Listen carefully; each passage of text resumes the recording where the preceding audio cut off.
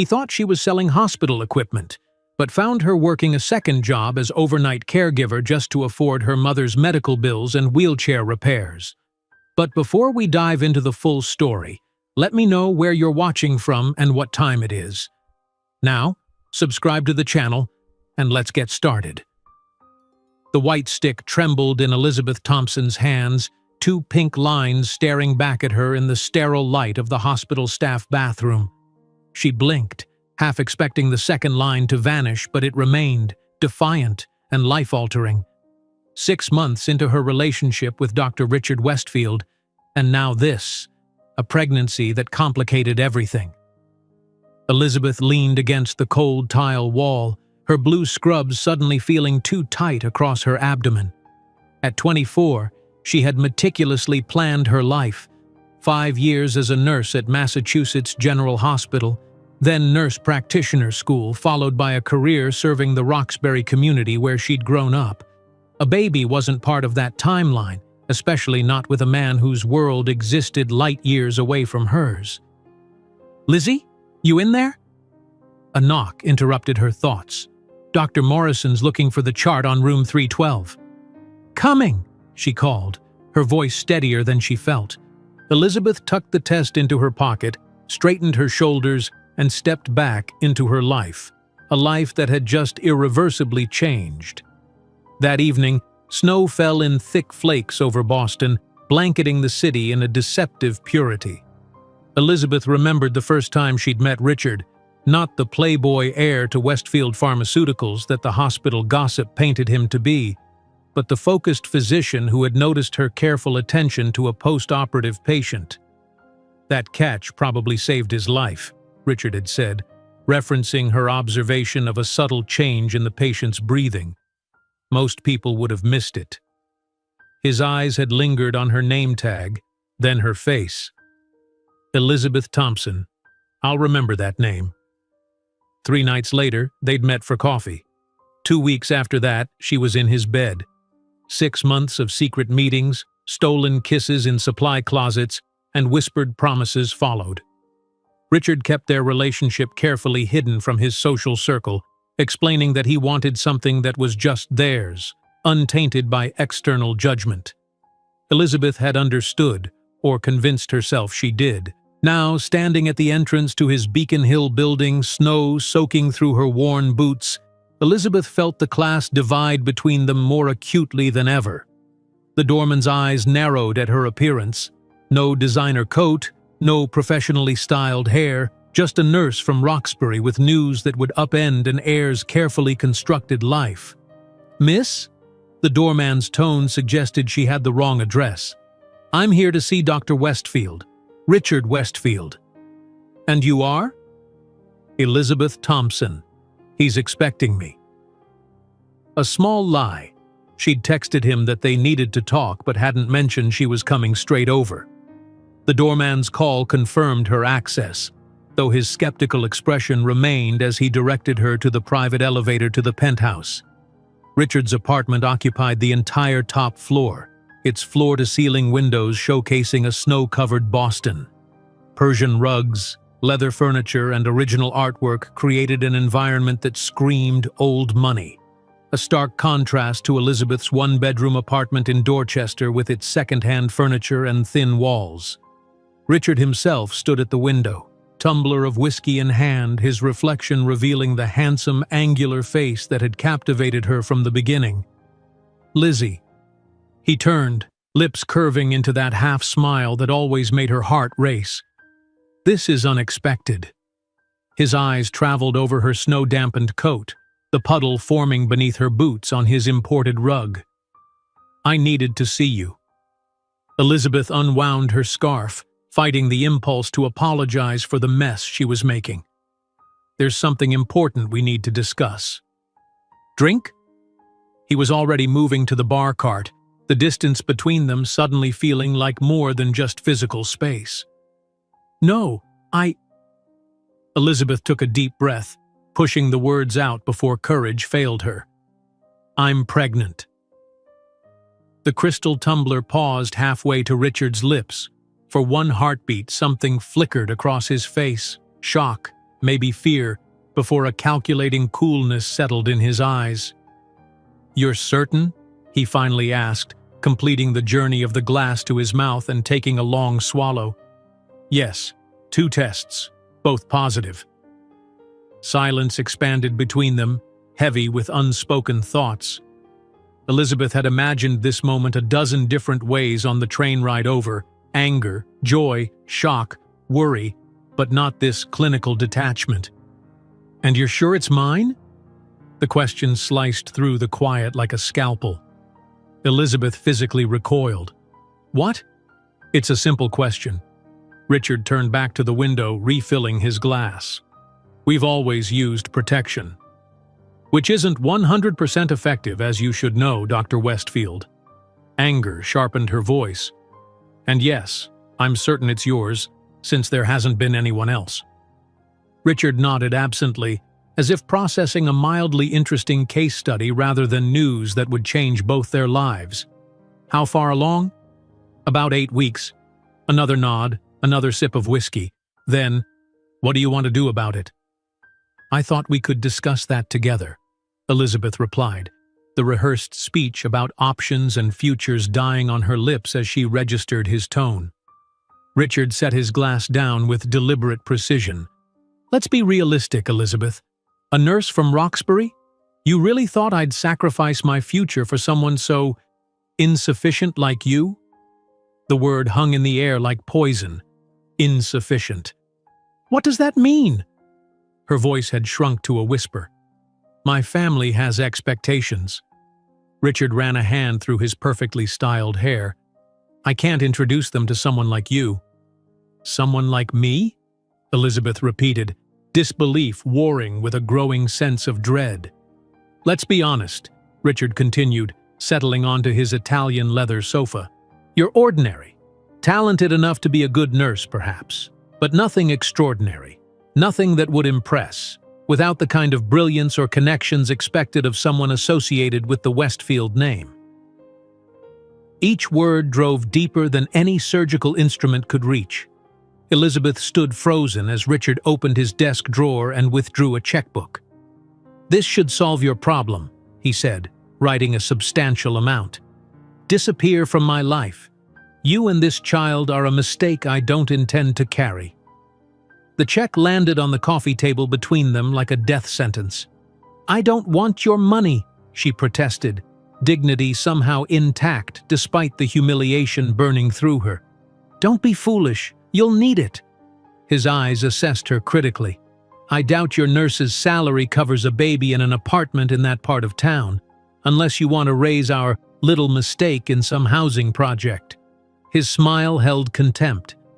"Take the money and do whatever you want with it, or don't, but we're finished." Elizabeth stared at the check, the amount representing more than she'd make in 6 months. "You think you can just write me off? That money solves this?" "It solves the immediate problem." Richard's tone was that of someone explaining a simple concept to a child. "Whatever you decide about the pregnancy, this ends here. We had fun, Elizabeth, but surely you didn't think this was heading toward some fairy tale ending." The truth was, she hadn't known what to think.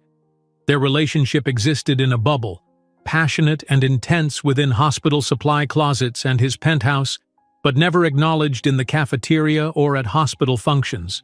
She told herself it was about privacy, not shame. "I thought you were different," she managed, tears threatening despite her determination to maintain composure. "I thought what we had was real." "It was real enough," Richard shrugged, "for what it was. A diversion, an affair, not a future." He glanced at his watch. "I have an early surgery tomorrow. You should go." Elizabeth stood, legs unsteady beneath her. The check remained on the table, untouched. "You're making a mistake." "No, Elizabeth. The mistake was thinking you could fit into my world. You're just not enough. Not for the life I'm meant to have." His eyes held something almost like regret. "Some people are meant for greatness. Others are meant to simply get by. Know which one you are." She walked to the door, each step requiring monumental effort. At the threshold, she turned. "I'm going to keep this baby." Not because it's yours, but because it's also mine. And I'll make sure they know exactly who their father was, a coward who thought money could replace decency." Richard's expression hardened. "Then you're a fool. Take the check, Elizabeth. Pride won't pay for diapers." "I'd rather struggle with dignity than prosper with none," she replied, closing the door quietly behind her. The elevator ride down felt eternal. In the lobby, the doorman barely glanced at her tear-streaked face, another woman leaving the penthouse in emotional distress, nothing unusual. Outside, the snow had intensified, swirling around Elizabeth as she made her way to the subway station, each step carrying her further from the fantasy she'd foolishly nurtured. Back in her small Dorchester apartment, Elizabeth finally allowed herself to collapse. Sobs racked her body as she curled on her bed, hand pressed against her still flat abdomen where new life grew, life that Richard had dismissed as a mistake, a problem to be solved with a checkbook. When the tears finally subsided, she moved to her small kitchen table where a framed photo of her late mother stood. The woman who had raised her alone after her father abandoned them, who had worked 3 jobs to give Elizabeth opportunities, who had believed in her daughter's potential until her last breath. "I'll do this alone, Mom," Elizabeth whispered, tracing her mother's smile with a fingertip. "I'll make you proud. We'll be okay." In that moment, something hardened within Elizabeth Thompson, not into bitterness, but into determination. She would prove Richard wrong, not just about her, but about what she could achieve, about what she was worth. She would show him, and the world, exactly what insufficient looked like. While drying her tears in her small apartment, Elizabeth couldn't imagine that 15 years later she would be standing at a podium accepting an innovation award in healthcare, observed by the same man who had once deemed her insufficient, now a shadow of what she would become. The whispers started the next morning. Elizabeth had barely crossed the threshold of Massachusetts General Hospital when she felt the weight of eyes following her. A pair of surgical residents, friends of Richard's, exchanged glances as she passed, their conversation dying abruptly. At the nurses' station, conversations hushed momentarily before resuming at a lower volume. "Did you hear about Thompson from cardio? The one who aimed for the penthouse?" Westfield already cut her loose. Apparently, she thought she was special. Elizabeth kept her head high, focusing on the clipboard in her hands rather than the burn of humiliation spreading across her cheeks. She had known there would be fallout. Relationships between doctors and nurses always generated gossip, but she hadn't anticipated the speed or viciousness of it. By midday, she was assigned to the most difficult post-operative patient on the floor, an elderly man with dementia who had pulled out his IV twice already. As Elizabeth carefully reinserted the line, Susan Mercer, another nurse, paused at the doorway. "Everything okay?" Susan asked, her expression a mixture of curiosity and concern. "Fine," Elizabeth replied, securing the IV with extra tape. "Just busy." Susan hesitated. "Listen, I don't usually get involved in, well, you know, but I thought you should know. He's done this before." Elizabeth looked up sharply. "What do you mean?" "Last year, a lab tech named Meredith. The year before that, a pharmacy resident." Susan's voice dropped to a whisper. "It's like a pattern with him, charming the staff, keeping it secret, then moving on when it gets inconvenient. The information shouldn't have hurt, not after last night, but it did. Another needle in an already bleeding wound." Elizabeth had thought she was different, special somehow. Instead, she'd been just another name on a rotation. "Thanks for telling me," she managed, focusing on checking the patient's vitals rather than the fresh wave of humiliation. "For what it's worth," Susan added before leaving, "you deserve better." Better seemed very far away that afternoon when Elizabeth was summoned to the office of Douglas Harrington, the senior nursing supervisor. Harrington, a thin man with perpetually pursed lips, was known for his close friendship with the Westfield family, a connection he never failed to mention at hospital fundraisers. "Nurse Thompson," he greeted, not looking up from the papers on his desk. "Close the door, please." Elizabeth complied, her stomach knotting as she took the uncomfortable chair across from him.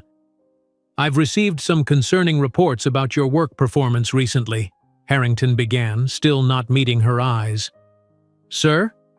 Elizabeth blinked in confusion. Her performance reviews had been consistently excellent. "Tardiness, inadequate patient documentation, inappropriate relationships with staff." He finally looked up, his gaze cold. "This hospital maintains certain standards, Thompson.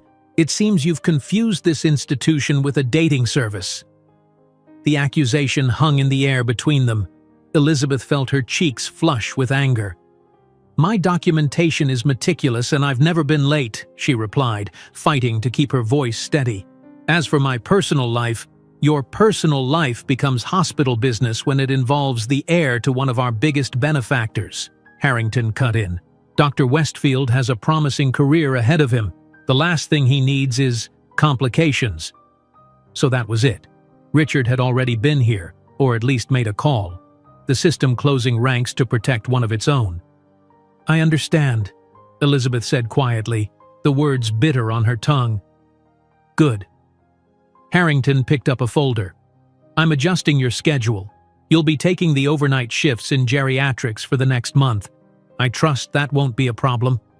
The worst shift on the most physically demanding floor. A clear punishment. Elizabeth knew it wasn't a question. "No, sir, no problem." The weeks that followed blurred into a grueling routine. Elizabeth worked the punishing overnight shifts, her body never quite adjusting to the schedule. The morning sickness that accompanied her first trimester was amplified by exhaustion, forcing her to vomit quietly in staff bathrooms between patient checks. Colleagues who had once been friendly now maintained a polite distance, as if her fall from grace might be contagious. One night, during her 4th week of overnight shifts, Elizabeth was checking on an elderly patient when Dr. Maxwell Chen, a respected cardiologist, entered the room. "Thompson, right?" he asked, reviewing the chart. "Your notes on Mrs. Fitzgerald are exceptionally detailed. You caught the medication interaction that was exacerbating her arrhythmia." "Thank you, doctor," Elizabeth replied, surprised by the acknowledgement. Dr. Chen studied her for a moment. "You look unwell, Nurse Thompson. Are you all right?" The simple kindness after weeks of hostility nearly undid her. "Just tired, sir." He didn't look convinced. "Your work is excellent. Don't let anyone tell you otherwise." It was a small moment of validation in an increasingly hostile environment, but Elizabeth clung to it during the difficult nights that followed. By her 5th month of pregnancy, concealing her condition became impossible. The whispers evolved from ambitious nurse to pregnant gold digger. Harrington's treatment grew more openly hostile, assigning her the most difficult cases and criticizing her work in front of colleagues. After a particularly brutal shift where she'd been on her feet for 12 hours without a break, Elizabeth found herself in the hospital chapel, the only quiet space available at 3 in the morning. She wasn't particularly religious, but the silence offered refuge. "Thought I might find you here," came a voice from behind. Angela Carter, a senior nurse who had mentored Elizabeth when she first joined the hospital, slid into the pew beside her. At 55, Angela was a formidable presence in the cardiology unit, respected by doctors and adored by patients. "I'm fine," Elizabeth said automatically. "Honey, you haven't been fine in months," Angela replied, her dark eyes kind but penetrating. "And now you're pregnant and being worked half to death by that vindictive vulture Harrington." Elizabeth's head snapped up. "How did you—" 27 years of nursing, child. I can spot morning sickness across a crowded ER. Angela took Elizabeth's hand. "What are you going to do?" The question broke something in Elizabeth. Tears she'd been suppressing for months spilled over. "I don't know," she admitted. "I can't keep doing this, but I need this job, especially now." Angela listened as Elizabeth poured out everything: the relationship with Richard, his cruel rejection, the systematic harassment at work. When she finished, Angela's expression was thunderous. "That entitled little—" She cut herself off, taking a deep breath. Listen to me. You have options. File a complaint with HR about the harassment." Elizabeth gave a bitter laugh. Against the supervisor who plays golf with Richard's father? Against the Westfield family? Then quit, Angela said simply. There are other hospitals. With a reference from Harrington, 5 months pregnant? Elizabeth shook her head. Who would hire me? The next day, Elizabeth made the hardest decision of her professional life. She typed her resignation letter with shaking hands, each word feeling like surrender. When she handed it to Harrington, his smug satisfaction was barely concealed. "A wise decision, Thompson," he said, accepting the letter without reading it. "Sometimes we need to recognize when we're out of our depth." As Elizabeth handed over her hospital ID badge, the one she'd received with such pride 3 years earlier, she felt a hollowness expanding inside her. Her carefully constructed career plan was in shambles. Outside the hospital, she stood looking up at the imposing building where she'd once felt she belonged. Now, she was just another person on the sidewalk, invisible to the important work happening inside. The financial reality hit hard and fast. Without her hospital salary, Elizabeth couldn't cover rent and prepare for the baby. The check from Richard, still untouched in her dresser drawer, burned in her consciousness like a brand of shame. Each time she passed it, she swore she wouldn't use it, wouldn't give him the satisfaction.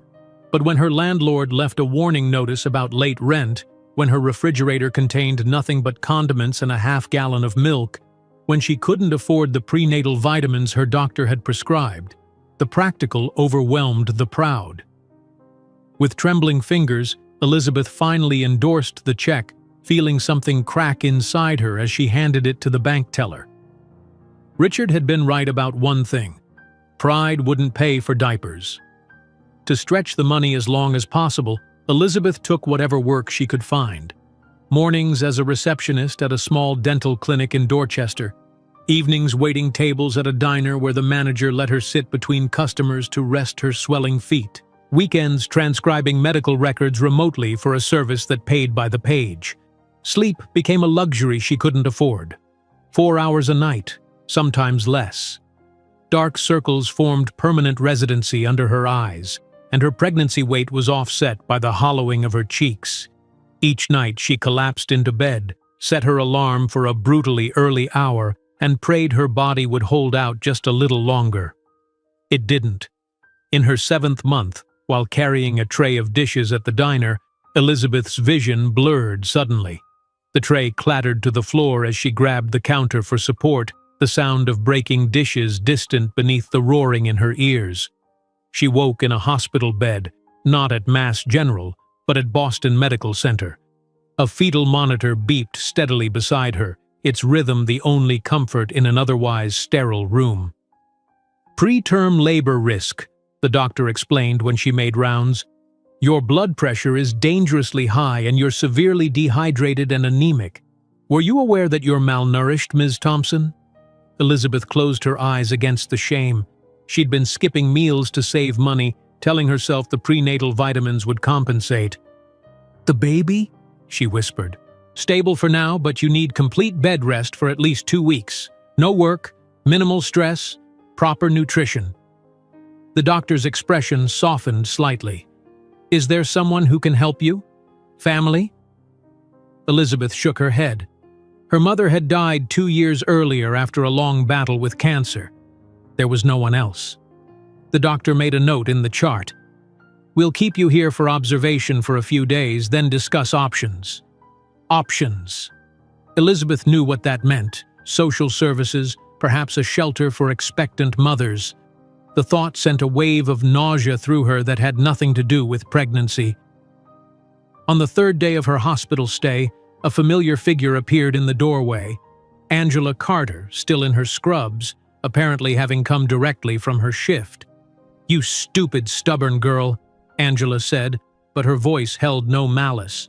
3 jobs? While pregnant? What were you thinking?" "How did you find me?" Elizabeth asked, genuinely confused. "Boston's a small town for nurses. Word gets around." Angela settled into the visitor's chair. "Your doctor called the nursing supervisor at Mass General looking for your medical records. Harrington tried to bury it, but a friend tipped me off." Elizabeth felt tears threatening again. "I'm okay. They're releasing me tomorrow." "To go where? Back to killing yourself with those jobs?" Angela shook her head firmly. "Enough of this nonsense. You're coming home with me." "What? No, I couldn't." "Wasn't asking, child."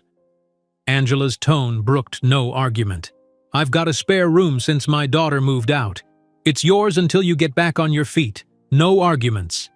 Elizabeth wanted to protest, to maintain what little independence she had left, but exhaustion and relief won out. "Thank you," she whispered. "Don't thank me yet.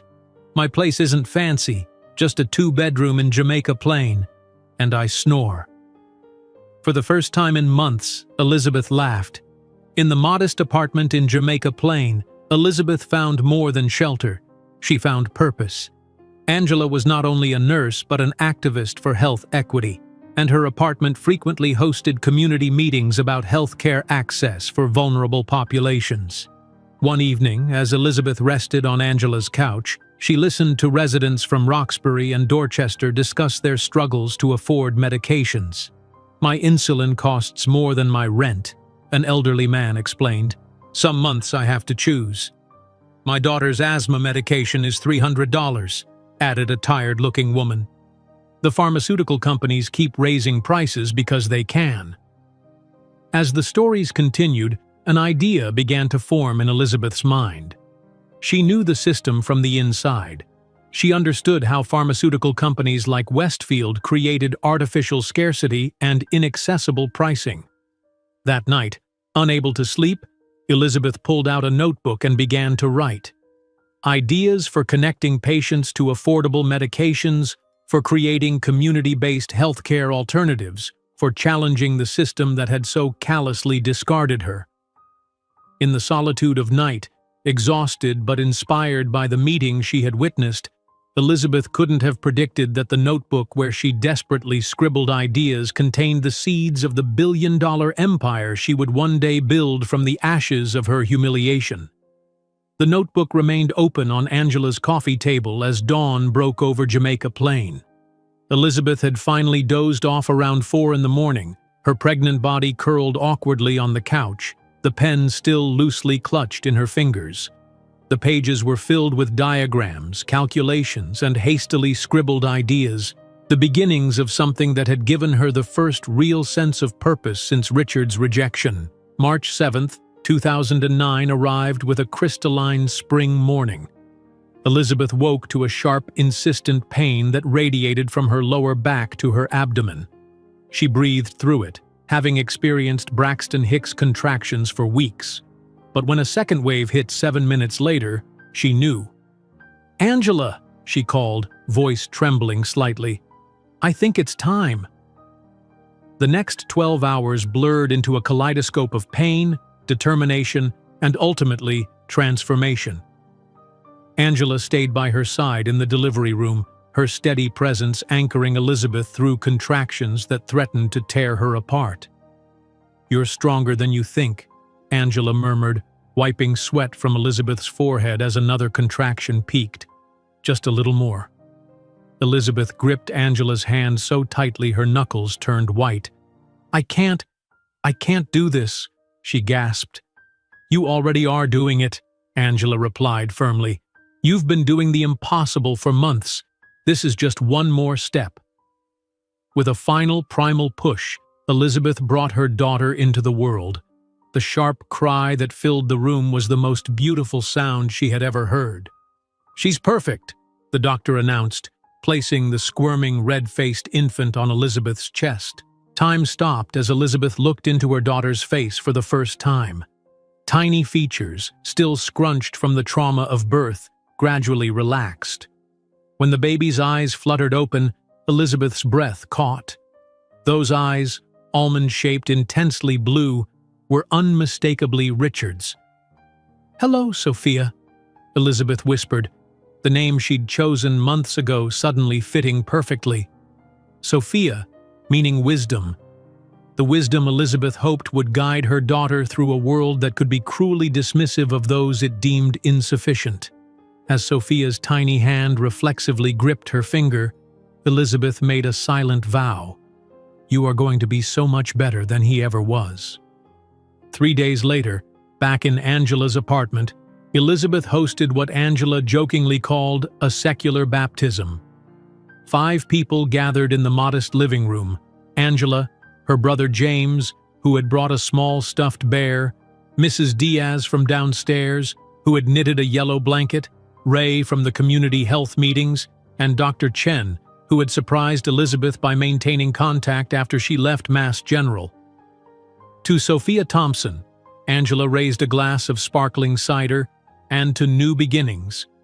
"To new beginnings," the small group echoed, while Sophia slept peacefully in her second-hand bassinet, unaware of the significance placed on her tiny shoulders. Later that evening, after everyone had gone, Elizabeth carefully positioned Sophia in the center of Mrs. Diaz's yellow blanket. The soft spring light through the window created a perfect natural backdrop. She snapped several photos with Angela's digital camera, then selected the clearest one. "What are you doing?" Angela asked, watching as Elizabeth connected the camera to her laptop. "Something I need to do." Elizabeth's voice was steady as she printed the photo on Angela's small printer.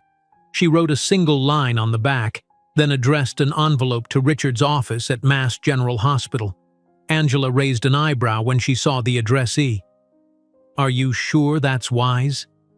"It's necessary," Elizabeth replied, slipping the photo inside.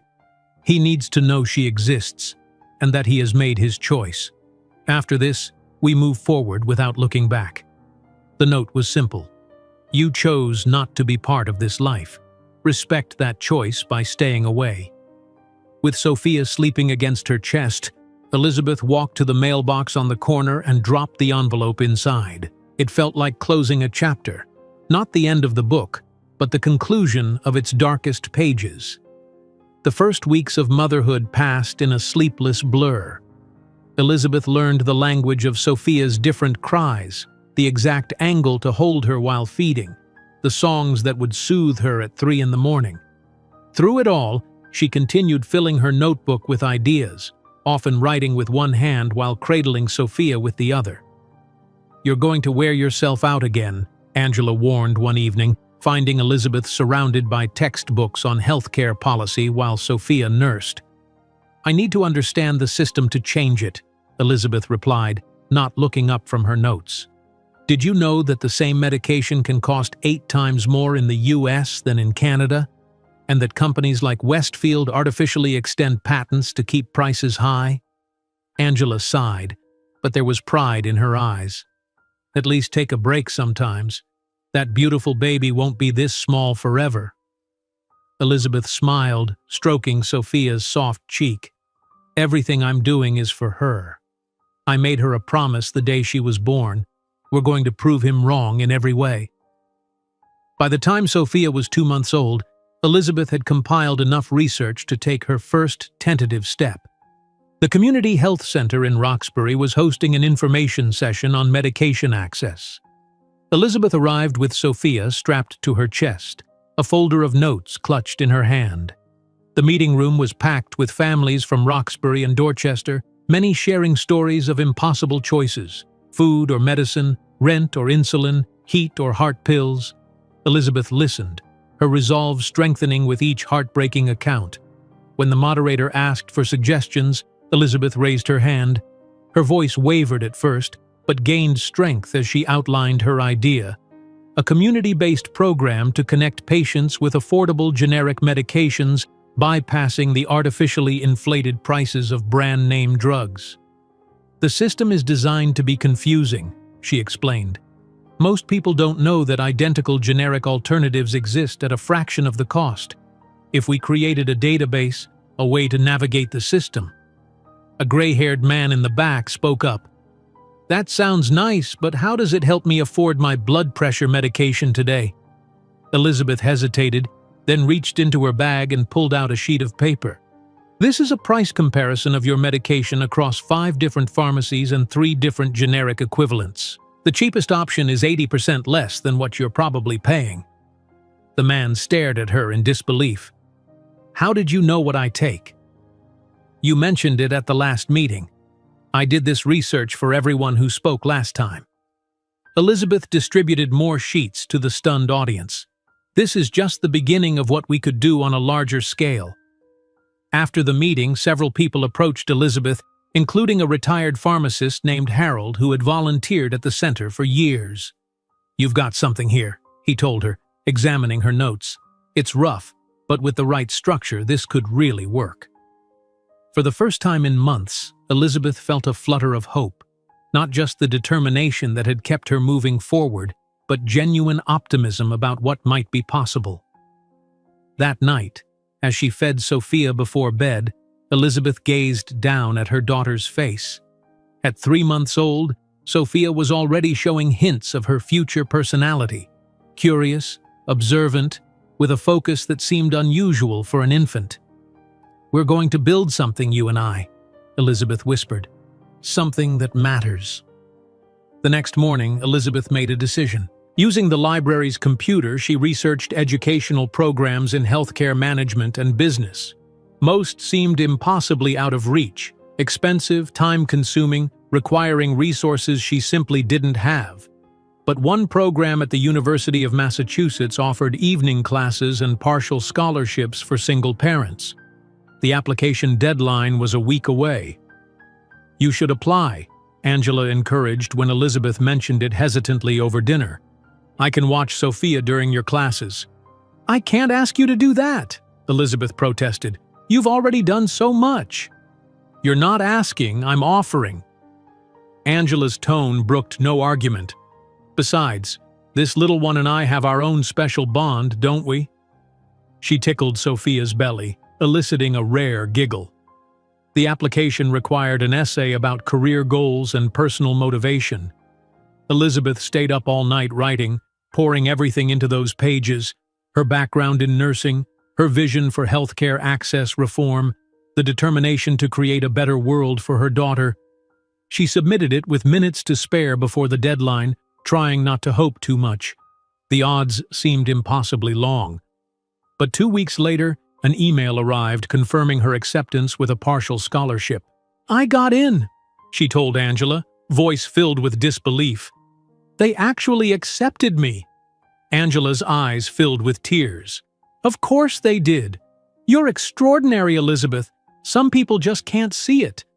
Classes would begin in September. It meant 3 nights a week away from Sophia, exhaustion piled upon the already overwhelming fatigue of new motherhood, a juggling act that seemed nearly impossible.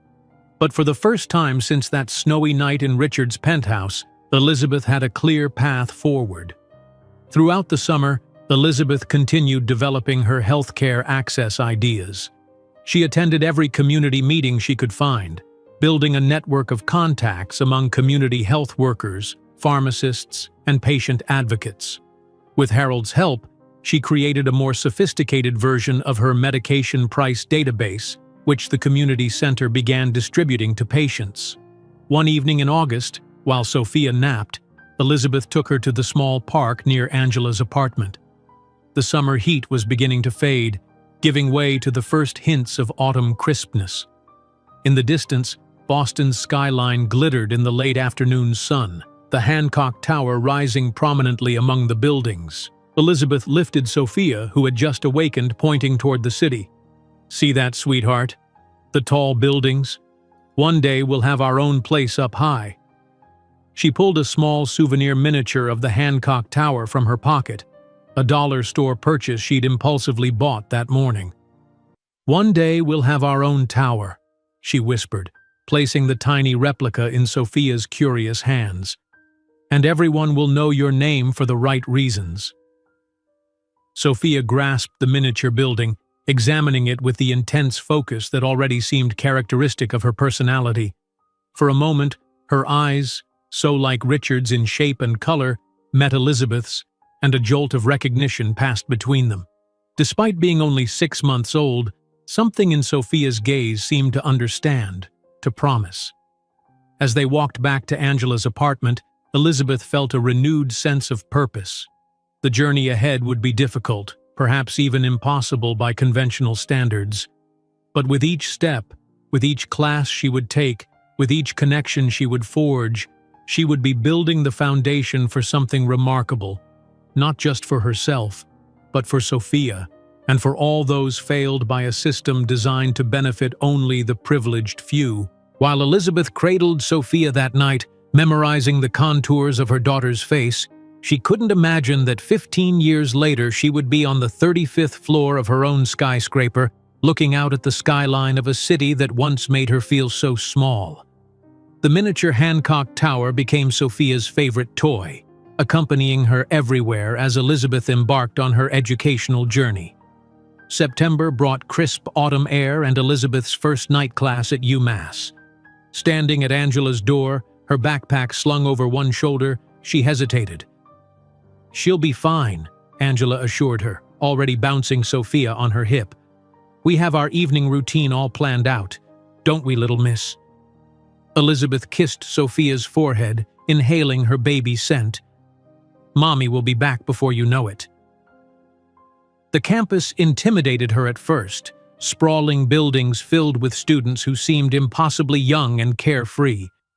Elizabeth found her classroom and slipped into a back row seat, conscious of her discount store clothes among designer labels. When the professor asked everyone to introduce themselves, she spoke clearly despite her pounding heart. "Elizabeth Thompson, former nurse at Mass General. I'm interested in healthcare policy reform and accessibility." She didn't mention Sophia or her circumstances. Let them judge her on her ideas, not her story. By the third week, Elizabeth had challenged her economics professor's assertions about healthcare pricing models, citing specific data contradicting his textbook examples. The classroom fell silent, students turning to stare at the quiet woman in the back who suddenly commanded attention. "That's an interesting perspective, Ms. Thompson," the professor said, removing his glasses. "Where did you encounter this data?" "I compiled it myself," she replied, "from public records and community health center reports. I'd be happy to share my sources." After class, the professor asked her to stay behind. "Your analysis shows unusual insight. Have you considered focusing your studies on healthcare economics?" Elizabeth hadn't, but the suggestion planted a seed. Her subsequent assignments incorporated increasingly sophisticated economic analyses of healthcare access disparities, earning her top marks and growing attention from faculty. One evening in late October, the business school hosted a panel discussion on healthcare innovation. Elizabeth attended, Sophia strapped to her chest in a carrier. Angela had a doctor's appointment, and Elizabeth couldn't afford a babysitter. She sat in the back row, hoping the sleeping infant wouldn't wake during the presentation. During the question period, Elizabeth raised her hand, addressing a pharmaceutical executive's claim about research and development costs. "Your company reported $12 billion in profits last year, yet raised prices on essential medications by an average of 18%, she stated. "Given that only 14% of your budget goes to actual R&D, compared to 36% for marketing, how do you justify this as necessary for innovation rather than simple profit maximization?" The auditorium fell silent. The executive fumbled through a non-answer about stockholder obligations and competitive markets. As the event concluded, a tall, distinguished African-American man in his early 40s approached Elizabeth. "That was quite the question," he said, his deep voice carrying a hint of amusement. "I don't think Johnson's recovered yet." "Someone needed to challenge his narrative," Elizabeth replied, adjusting Sophia, who had begun to stir. "James Carter," the man introduced himself, extending his hand. "I teach health policy law here, and I also work with several healthcare advocacy organizations." "Elizabeth Thompson," she responded, shifting Sophia to free her right hand. "And this is Sophia." James smiled at the baby. "Bringing up the next generation of healthcare advocates already?" "Something like that." "I'd be interested in hearing more about your research on pricing disparities. Perhaps we could discuss it sometime?" Elizabeth hesitated. wary of misreading his intentions. "I'm rather busy with classes and—" "Of course," James said quickly. "How about the campus coffee shop? Professional context, I assure you. Your perspective could be valuable for a brief I'm preparing on pharmaceutical pricing legislation." The following week, Elizabeth met James at the coffee shop, Sophia contentedly coloring beside them while they discussed healthcare economics. James listened intently as Elizabeth outlined her developing ideas for creating alternative access pathways to medications. "This isn't just theory for you, is it?" he asked after she described a particularly complex workaround for insulin access. Elizabeth glanced at Sophia. "No, it's very personal." "I thought so." James tapped his pen against his legal pad. "You have something here, Elizabeth, something potentially transformative. But you'll need more than just good ideas to implement it. You'll need legal structure, business acumen, political awareness." "I know," she sighed. "I'm trying to learn everything at once." "I could help," he offered. "My background's in health law and policy. My sister Angela mentioned you—" "Angela is your sister?" Elizabeth interrupted, suddenly understanding why he seemed vaguely familiar. James laughed. "Yes, though she probably wouldn't admit it when I'm being annoying. She mentioned a brilliant young mother staying with her, but I didn't connect the dots until I saw you with Sophia." Over the following months, James became an invaluable mentor. He recommended specific courses, introduced Elizabeth to key contacts in healthcare policy, and occasionally watched Sophia when both Elizabeth and Angela had commitments.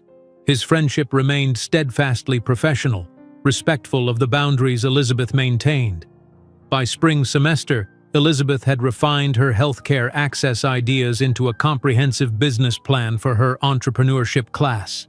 Her professor, Dr. Huang, invited her to present it to a special advisory board of business leaders interested in social enterprise. "This isn't just a student project," Dr. Huang told her. "This could be the foundation of something significant." The night before her presentation, Elizabeth rehearsed in Angela's living room, James offering constructive feedback while Angela played with Sophia. "You need to emphasize the market viability more," James suggested. "They'll be impressed by your social mission, but they need to see the business model is sustainable." "I know my numbers," Elizabeth insisted. "The margins work, even with significantly reduced pricing." "Then make sure they understand that immediately," he countered. "These aren't healthcare advocates. They're investors and business people." Elizabeth's presentation earned her not only an A in the course, but the attention of several board members who requested follow-up meetings.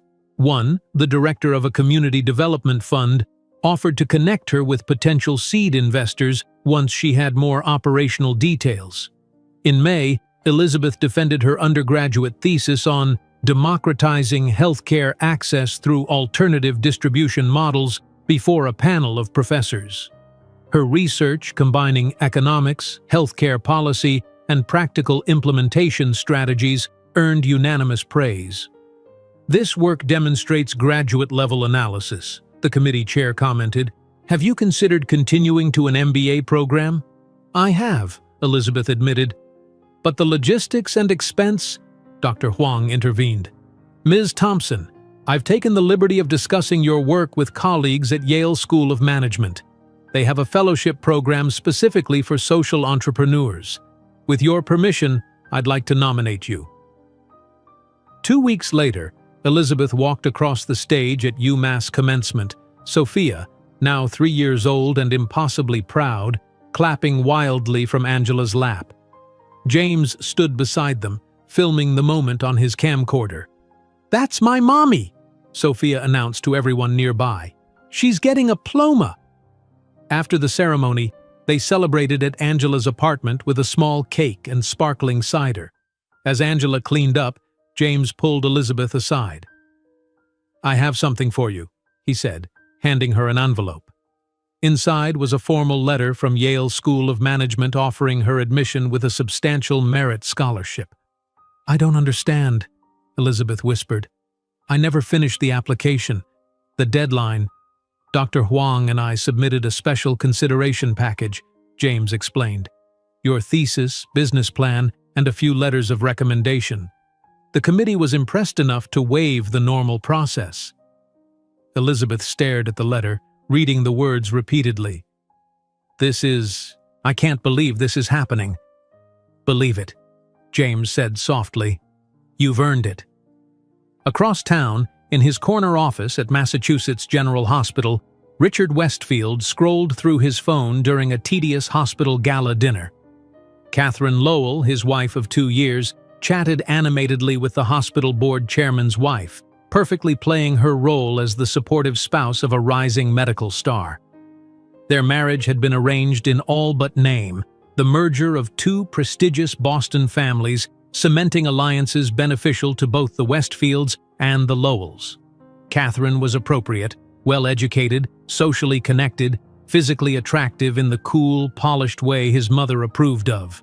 Richard had proposed after exactly 1 year of dating, an efficient timeline that satisfied family expectations. "Richard, darling," Catherine touched his arm, "Dr. Cavendish was just asking about the new cardiology wing your father is funding." Richard pocketed his phone and smiled automatically. "Yes, construction begins next quarter. It will be the most advanced cardiac center on the East Coast." Later that evening, in their Beacon Hill brownstone, 3 blocks from his former penthouse, Richard reviewed the department budget while Catherine prepared for bed. "Your father called," she mentioned casually. "He's concerned about the quarterly numbers for the hospital." Richard tensed. William Westfield rarely called without purpose, and concerned from his father was equivalent to furious from normal people. "The numbers are fine," he replied tersely. "We're implementing new efficiency protocols." "He mentioned the promotion committee meets next month," Catherine continued, her tone carefully neutral, "for the chief of medicine position." "I'm aware." He seemed to imply there are expectations. She met his eyes in the mirror. "Don't disappoint him, Richard. Not like with the pharmaceutical division." The reference stung. Richard had been briefly appointed to the family pharmaceutical company after medical school, but his performance had been deemed unsatisfactory. "Too soft on pricing strategy," his father had declared before reassigning him to hospital administration. "I won't," Richard answered, the words tasting bitter. The promotion to department chief came through as expected, his father's influence ensuring the outcome despite Richard's merely adequate performance reviews. At the announcement ceremony, William Westfield stood beside his son, a hand gripping Richard's shoulder just tight enough to be uncomfortable. "Don't disappoint me like you've done with everything else," he whispered as they posed for photographs, his smile never faltering.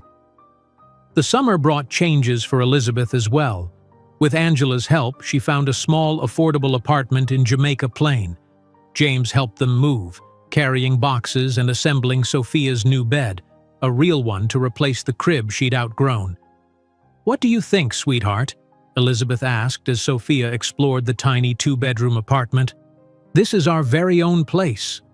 "I like it," Sophia declared decisively. "Can we paint my room yellow?" "Absolutely," Elizabeth promised, catching James's eye over Sophia's head. His smile carried warmth that had become increasingly familiar. In August, Elizabeth and Sophia arrived at Yale, holding hands as they gazed up at the historic buildings of the campus. Sophia, now wearing small glasses that magnified her intelligent eyes, clutched her ever-present Hancock Tower miniature in her free hand. "It's like a castle, Mommy," she whispered in awe. "It's your future," Elizabeth replied, squeezing her daughter's hand. "This is just the beginning." At Yale, Elizabeth threw herself into her studies with characteristic intensity. While her classmates networked at cocktail parties, she spent late nights in the library, developing the prototype for an application that would connect patients to affordable medication alternatives.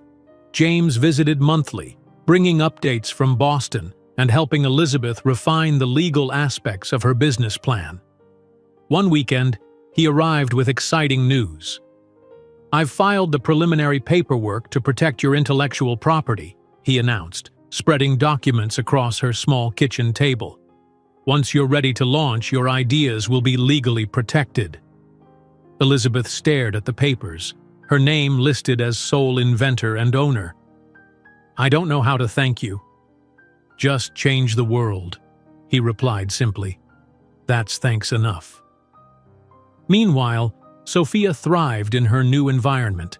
Yale's daycare program identified her as exceptionally gifted, placing her in special enrichment activities. At 5, she was reading at a third-grade level and showing remarkable aptitude for science. "Your daughter assembled this DNA model today," her teacher told Elizabeth during a parent conference. "Most of our 7-year-olds struggle with this concept, but she completed it independently." Elizabeth watched through the classroom window as Sophia carefully explained the model to another child, her small hands gesturing with enthusiasm. The day Elizabeth completed her MBA, James organized a small celebration in the courtyard of their apartment building. Angela came from Boston, bringing a homemade cake and fierce pride. Sophia, now 6, presented her mother with a handmade card. "Congratulations on your MBA, love Sophia," written in careful block letters. As they shared inexpensive champagne after Sophia went to bed, a moment of tension crystallized between Elizabeth and James. Their eyes met over their glasses, something unspoken passing between them. But the moment broke when Sophia called from her bedroom, complaining of a nightmare. Elizabeth found her daughter clutching the miniature Hancock Tower like a talisman. "I dreamed we were falling," Sophia whispered. "We're not falling, sweetheart," Elizabeth assured her, smoothing back her hair. "We're rising, every day, a little higher." While they toasted with cheap champagne to the future, none of them could predict that in just 5 years the small idea born in adversity would be valued at hundreds of millions of dollars, or that the Westfield Empire would begin to tremble at its foundations. The last drops of champagne lingered in their glasses as the evening light faded over New Haven. Elizabeth watched James drive away, his taillights disappearing around the corner. A peculiar tension remained in the air, something unacknowledged between them that transcended their professional relationship. She closed the door, running her fingers over the Yale MBA diploma, her passport to a new future. 3 weeks later, Elizabeth sat in a tiny office space in Dorchester that she'd rented with her savings. The peeling paint and fluorescent lighting were a far cry from the sleek corporate environments her classmates had entered, but this was hers. A simple sign taped to the door read, "Thompson Healthcare Solutions," the ink still fresh.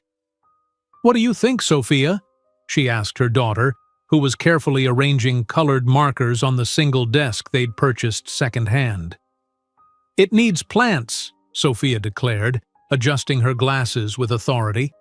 "And maybe a fish tank." Elizabeth laughed, pulling her daughter close.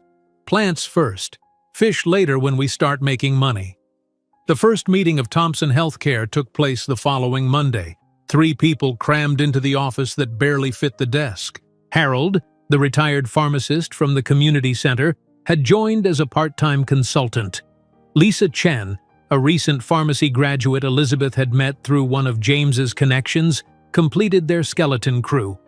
"Our first objective is building the medication database," Elizabeth explained, unfolding a detailed flowchart on the desk. "We need to identify the top 100 most prescribed medications and document every possible pathway to accessing them at reduced costs." Harold adjusted his glasses. "Most people don't realize that the same medication can have price variations of up to 90% depending on the pharmacy, discount program, or manufacturer coupon." "That's our advantage," Elizabeth nodded. "We navigate the confusion for them." The summer passed in a blur of 18-hour workdays. Elizabeth applied for a small business administration loan, using her business plan and Yale credentials to secure modest startup funding. James helped file for official incorporation and navigated the regulatory requirements for healthcare consultation services.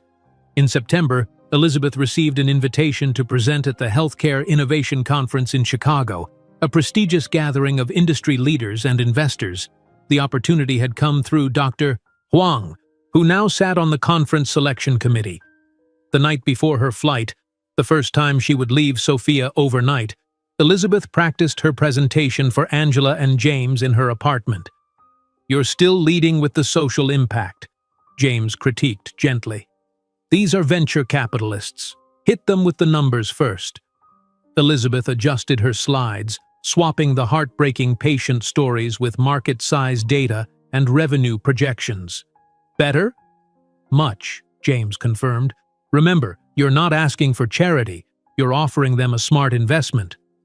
In Chicago, Elizabeth stood backstage at the convention center, smoothing down her one professional outfit, a navy suit purchased at a consignment store. Around her, other presenters in designer clothes chatted about their Ivy League networks and family connections. Elizabeth clutched her presentation notes, repeating her opening lines silently. When her name was called, she walked onto the stage with measured steps, forcing her voice to remain steady as she faced the audience of industry power brokers. "The American healthcare system wastes an estimated $300 billion annually through inefficiencies in medication distribution and pricing," she began. "Thomson Healthcare Solutions has developed a model that captures $45 billion of that waste and redirects it to create sustainable profit while dramatically lowering costs for patients." For 15 minutes, Elizabeth laid out her vision with precision, a three-pronged approach combining technology, community access points, and strategic partnerships with generic manufacturers. As she displayed her financial projections, she could see interest sparking in the audience. "Our model reduces costs by 70% while maintaining healthy margins of 15%, she concluded. "This isn't charity. It's smart business that happens to save lives." The Q&A session stretched well beyond its allotted time. Elizabeth fielded complex questions about scalability, regulatory challenges, and competitive advantages. When a silver-haired man in the front row asked about her personal motivation, she hesitated only briefly. "I've seen firsthand how our broken system destroys lives," she answered. "But more importantly, I've identified how to fix it while creating value for everyone involved, except perhaps those profiting from the current dysfunction." Afterward, the same silver-haired man approached her. "Daniel Rothman, Elevation Capital," he introduced himself. "That was the most compelling healthcare presentation I've seen in years." Elizabeth shook his hand firmly. "Thank you, Mr. Rothman." "You're not just selling a product or service," he continued, studying her intently. "You're selling justice with a business model attached. That's rare." 2 weeks of intense due diligence followed. Rothman's team dissected every aspect of Thomson Healthcare's business plan, challenging assumptions and testing financial projections. Elizabeth worked through nights refining models and answering questions, FaceTiming with Sophia during brief breaks. On a crisp October morning, Elizabeth sat across from Rothman in Elevation Capital's Boston office, her heart hammering against her ribs as he slid a document across the table. $10 million, he said simply. $6 million now, $4 million contingent on meeting first-year targets. Elizabeth stared at the term sheet, momentarily speechless. The number represented more than money.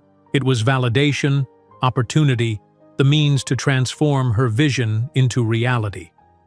"We'll need to formalize your management team," Rothman continued. "Your background is impressive, but investors will want experienced executives."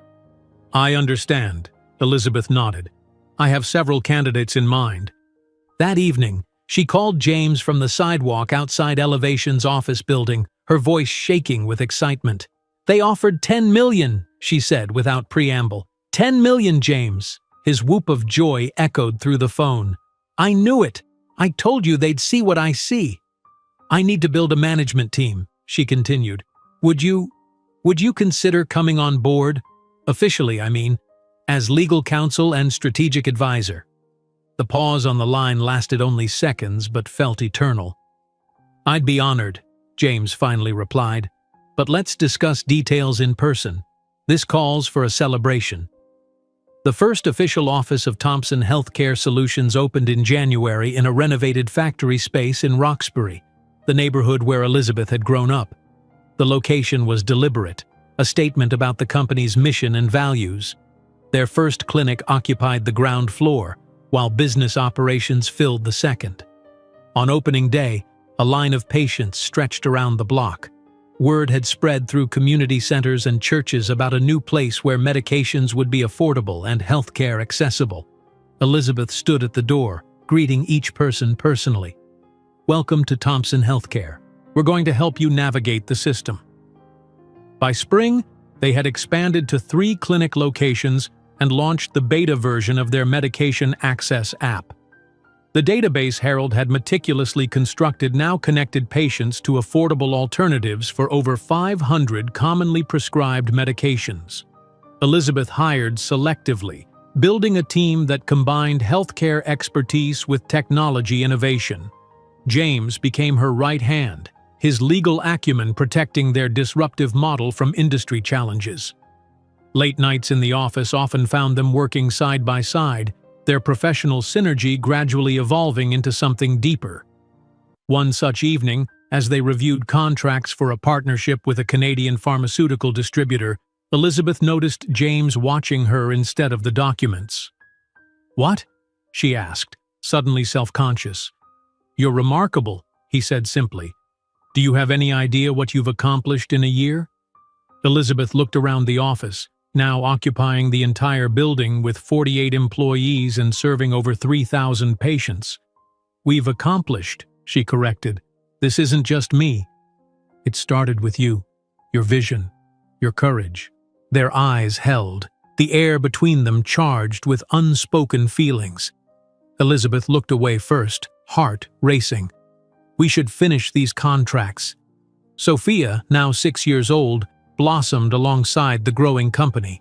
Her bedroom walls displayed her first science fair ribbon, awarded for a project on antibiotic resistance that her elementary school teachers had initially thought must have been completed with excessive parental help. "I did research," Sophia had explained to the skeptical judges, pushing up her glasses. "The bacteria evolved to protect themselves, just like people develop strategies when they're threatened." The local paper featured a small story about Thompson Healthcare's community impact, with a photo of Elizabeth outside their main clinic. She framed it not for vanity, but as a milestone, the first public recognition of what they were building. When they reached 10,000 patients served before their first anniversary, Elizabeth closed the office early and brought in champagne. The team gathered in the conference room, raising glasses to their shared achievement. "To changing healthcare from the ground up," Elizabeth toasted, "and to each of you who believed this was possible." As the celebration continued, James pulled her aside into her office. "I have something for you," he said, handing her a small wrapped package. Inside was a business card holder, sleek and silver. Engraved on it, "Elizabeth Thompson, changing the world, one patient at a time." "James, it's beautiful," she whispered. "You should be proud," he said softly. "You've built something extraordinary." Their eyes met, and this time neither looked away. James stepped closer, his hand gently touching her cheek. Elizabeth's breath caught as he leaned in, their lips meeting in a kiss that felt simultaneously like a beginning and a culmination. When they separated, Elizabeth's mind raced with complications, their professional relationship, Sophia, the company's future. James seemed to read her thoughts. "We'll figure it out," he promised. "One step at a time." By summer, Thompson Healthcare had secured additional funding, expanded to 5 locations, and begun discussions with state health departments about broader implementation of their model. Elizabeth, now able to afford a modest but comfortable apartment in Jamaica Plain, created a real home for Sophia and herself for the first time. On Sophia's 7th birthday, James organized a special surprise. After the small party with neighborhood children, he asked Sophia to close her eyes and led her and Elizabeth to the backyard. "Okay, open them." A telescope stood on the patio, gleaming in the afternoon sun. Sophia's eyes widened behind her glasses. "A real telescope!" "For the future astronomer," James smiled, showing her how to adjust the eyepiece. Later, after Sophia had gone to bed, exhausted from birthday excitement, James took Elizabeth's hand as they sat on the porch steps. "I've been thinking," he began hesitantly, "about us, about Sophia." Elizabeth tensed slightly. "What about us?" "I love you, Elizabeth. I think I have since that first day at UMass when you challenged the pharmaceutical executive." He took a deep breath. "And I love Sophia as if she were my own." "James, let me finish," he said gently. "I'm not proposing. Not yet. But I want you to know that's where I'm heading. When you're ready. When we're all ready." Tears filled Elizabeth's eyes. "I never expected this. After everything." "You deserve someone who sees you clearly," James said, wiping away a tear that had escaped down her cheek. "Who knows exactly how extraordinary you are." In August, Elizabeth took a significant step, both personally and professionally. She purchased a plot of land in Boston's Seaport District, where construction would soon begin on Thompson Healthcare's permanent headquarters. On a warm summer evening, the three of them, Elizabeth, James, and Sophia, visited the empty lot. Elizabeth handed Sophia a small stone. "This will be the foundation of our new building," she explained. "Would you like to place the first stone?" Sophia solemnly put the stone on the ground, then placed her miniature Hancock Tower next to it, the toy she'd carried for years. "I don't need this anymore," she declared. "We're going to have a real tower." As they stood together on that empty lot, the future Thompson Tower merely a blueprint and a dream, Elizabeth couldn't know that in just 5 years the small idea born in adversity would be valued at hundreds of millions of dollars, or that the Westfield Empire would begin to tremble at its foundations. The model of the Thompson Tower stood proudly on the boardroom table, a physical manifestation of Elizabeth's vision realized in miniature. As the architectural team concluded their presentation and filed out, Elizabeth remained, her fingers tracing the sleek lines of what would soon rise above Boston's Seaport District. 3 years had passed since that evening when Sophia had placed the first symbolic stone, and the Thompson Healthcare Solutions had grown beyond even her ambitious projections. "Admiring your future kingdom?" James asked, returning with 2 cups of coffee. Now her husband of 6 months, he had traded his law professor position for full-time work as Thompson Healthcare's chief legal officer and policy strategist. "Not a kingdom," Elizabeth corrected, accepting the coffee. "More like a lighthouse, a signal that healthcare can be different." The metaphor was apt. In 3 years since securing their initial funding, Thompson Healthcare had evolved from a small disruptor into a recognized innovator in the healthcare space. Their clinics now operated in 14 states. Their medication access platform served over 1 million patients, and their partnerships with international generic manufacturers had created supply chains that bypassed traditional pricing structures entirely. Success brought scrutiny, particularly from established players whose profit margins were threatened by Thompson's model. None watched more carefully than Westfield Pharmaceuticals, where Richard now served as chief operating officer, appointed by his father in what industry insiders recognized as a last-ditch effort to salvage the family heir's mediocre career. Elizabeth's phone buzzed with a notification. "The Harvard application is live," James announced, glancing at his own phone. "Sophia's been refreshing the page every 5 minutes." Elizabeth smiled, thinking of her 9-year-old daughter, already taking advanced science courses at a special program for gifted children.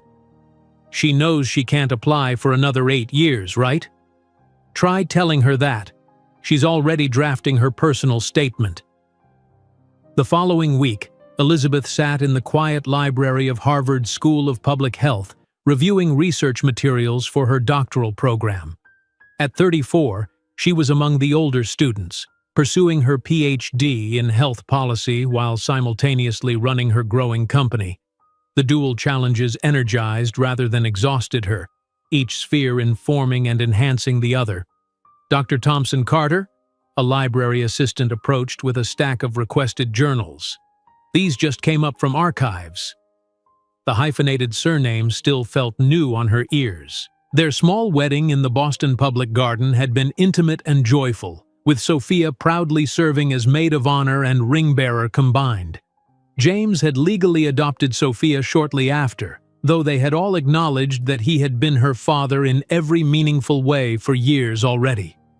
As Elizabeth walked across Harvard Yard that afternoon, she passed the medical school buildings where Richard had once trained, where he had made her feel like an intruder in his world.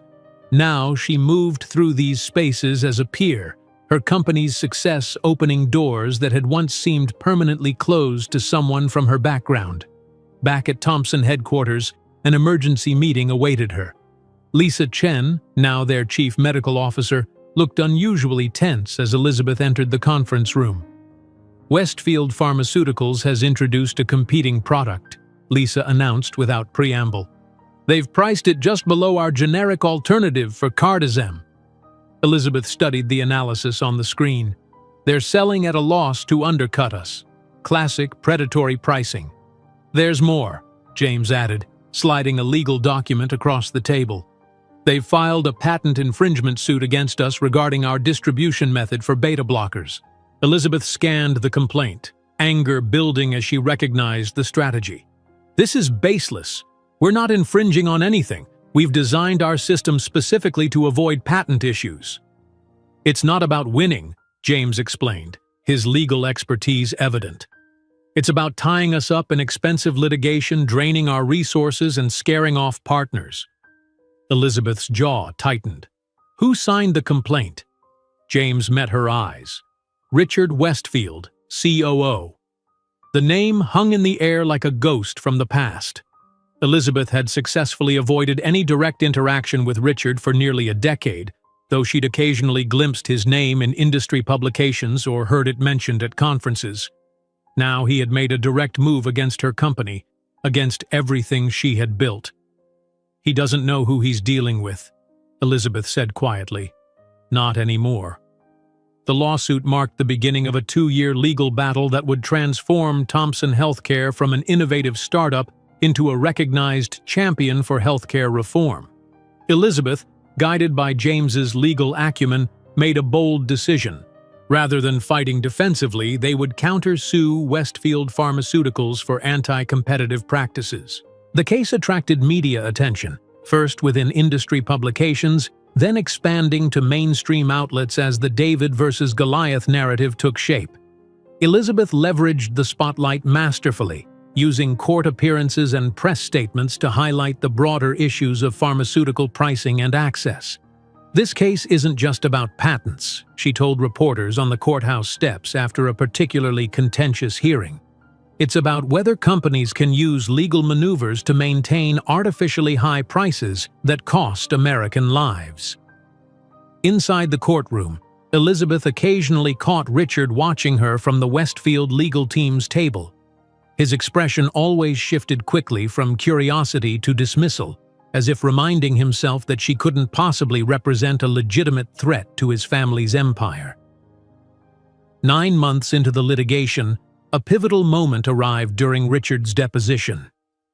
Elizabeth sat beside their attorneys as James questioned Richard about Westfield's pricing strategies.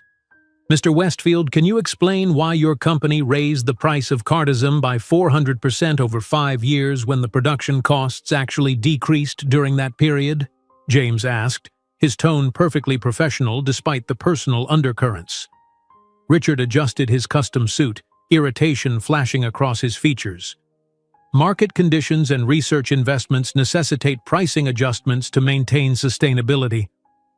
Interesting, James replied, placing a document before him, because your internal memos specifically state, and I quote, pricing increases should be implemented quarterly to maximize revenue before generic competition becomes viable. No mention of research investments. Elizabeth watched Richard's face redden slightly. His eyes darted to her momentarily, then away, as if her presence was an unwelcome complication to what should have been a routine corporate defense. The legal battle continued through depositions, motions, and counter-motions. Each development strengthened Thompson's position while revealing more about Westfield's questionable practices. Industry observers began speculating about a settlement. but Elizabeth refused early offers. "We're not looking for a payout," she told her board. "We're fighting for a precedent that will change how these companies operate." In the midst of the legal storm, Sophia's academic accomplishments provided moments of normalcy and joy. At 9 years old, her science project on antibiotic-resistant bacteria won not only her school competition, but advanced to the state level, where judges from Massachusetts Institute of Technology awarded her special recognition. "Mom, do you think I could publish this?" Sophia asked one evening, pushing her glasses up as she reviewed her project data. Elizabeth looked up from her dissertation research. "Publish? You mean in a scientific journal?" "Dr. Abernathy said my methodology was novel," Sophia replied with the matter-of-fact confidence that characterized her approach to everything. "She thinks the Journal of Emerging Infectious Diseases might be interested in a short communication." James exchanged a glance with Elizabeth, both struggling to conceal their amusement at their daughter's ambition. "Well, let's review your paper and see if it meets their submission guidelines," he suggested. To everyone's surprise, except perhaps Sophia's, her paper, with some editorial guidance from her mentors, was accepted as a short communication, making her likely the youngest author ever published in the respected journal. As the legal case approached its second year, the pressure on Westfield Pharmaceuticals intensified. Investigative journalists, inspired by court disclosures, began publishing exposés on the company's pricing strategies. Shareholders questioned the wisdom of continuing the expensive litigation against Thompson Healthcare, whose public image strengthened with each court appearance. Then came the breakthrough. A former Westfield executive, recently departed under contentious circumstances, approached Thompson's legal team with internal documents revealing a deliberate strategy to eliminate Thompson's competitive model through coordinated legal and market manipulation. The evidence was devastating. Within weeks, Westfield's attorneys were requesting settlement discussions. Elizabeth, now completing her doctoral program while overseeing Thompson's expansion to 30 states, sat across from the Westfield legal team in a conference room overlooking Boston Harbor. Richard was noticeably absent, having sent the company's general counsel instead, a tacit acknowledgement of defeat that didn't escape Elizabeth's notice. The settlement terms were comprehensive. Westfield would withdraw all patent claims, pay a substantial settlement for legal costs, and most importantly, enter into a consent decree regarding future pricing practices. The victory established legal precedent that would make similar tactics by other pharmaceutical companies more difficult. "We've created a blueprint for holding the industry accountable," James told Elizabeth as they left the final settlement conference. "This will help patients far beyond our own programs." The legal victory catapulted Thompson Healthcare into national prominence. The company's valuation soared past $200 million as investors recognized both the market potential and the regulatory advantages of their position. Elizabeth, completing her PhD dissertation on structural barriers to healthcare equity, found herself increasingly invited to speak at prestigious conferences and policy forums. At a healthcare innovation summit in Washington, D.C., Elizabeth delivered the keynote address to an audience that included legislators, regulators, and industry leaders. Her message was clear and compelling. Healthcare access was both a moral imperative and an economic opportunity. The traditional model treats healthcare as a luxury good with artificially constrained supply, she explained, her confidence matching her expertise. "Our success proves that expanding access creates sustainable business models while saving lives." After her speech, a senior senator approached her. "Dr. Thompson Carter, your company has accomplished something remarkable. We'd like you to testify before the Senate Health Committee on Pharmaceutical Pricing Reform." That evening, in their hotel room, Elizabeth sat on the bed with James, scrolling through the overwhelmingly positive media coverage of her speech. "There's something I haven't told you," James said suddenly. "Some community leaders have approached me about running for state senate next year. The incumbent is retiring, and they think my healthcare policy background would resonate with voters." Elizabeth looked up in surprise. "Political office? That's unexpected." "I know. I've always worked behind the scenes." He paused. "But imagine what we could accomplish with legislative leverage alongside what Thompson is already doing." As they discussed the possibilities, Elizabeth's phone chimed with a text from Angela, who was watching Sophia back in Boston. Attached was a photo of Sophia in her laboratory at the special science program, beaming as she held up a certificate. "Science Fair Regional Champion," the caption read. "Judges said her research on bacterial resistance mechanisms was graduate-level work." Elizabeth showed James the photo, both of them swelling with pride. "She's extraordinary," James said softly. "Yes," Elizabeth agreed. "She always has been." Later that night, as James slept, Elizabeth stood at the hotel window overlooking the Capitol. Her thoughts drifted to Richard and the words he had spoken that snowy night so long ago. Insufficient, ordinary, nothing extraordinary. Each achievement, her company's success, her doctoral work, Sophia's brilliance, stood as living refutation of those cruel dismissals. Not that she needed his validation. She had long since moved beyond seeking approval from someone who had proven so fundamentally mistaken about her worth. While watching the headline on the Wall Street Journal announcing Thompson Healthcare triumphs over pharmaceutical giant, Elizabeth didn't imagine that her next achievement, the construction of the imposing Thompson Tower, would be visible from the windows of Richard's office, a daily reminder of what he had dismissed as insufficient. The Wall Street Journal headline had sent ripples through Boston's financial district. 3 days after the newspaper proclaimed, "Thompson Healthcare triumphs over pharmaceutical giant," Elizabeth stood on the observation deck of the partially constructed Thompson Tower, watching construction crews maneuver steel beams into place 35 stories above the Seaport district. The morning sun glinted off Boston Harbor, casting the city in a golden glow that seemed fitting for this moment of triumph. "Quite a view," remarked Charles Bennett, the project's lead architect, joining her at the safety railing. "You'll be able to see all the way to Cambridge from your office." Elizabeth nodded, her gaze sweeping across the skyline until it landed on a particular building in the financial district, the Westfield Pharmaceuticals headquarters. From this height, it looked smaller than she remembered. "When will we be ready for the final beam ceremony?" she asked, turning away from the view. 3 weeks, Bennett replied. "The crews are ahead of schedule. They're motivated. Apparently working on the Thompson Tower has become something of a status symbol in the construction world." Elizabeth smiled at this unexpected detail. The tower had been designed with her vision of accessible healthcare embedded in its very architecture. Open spaces, community clinics on the lower floors, meeting rooms available to patient advocacy groups, and even a childcare center for employees.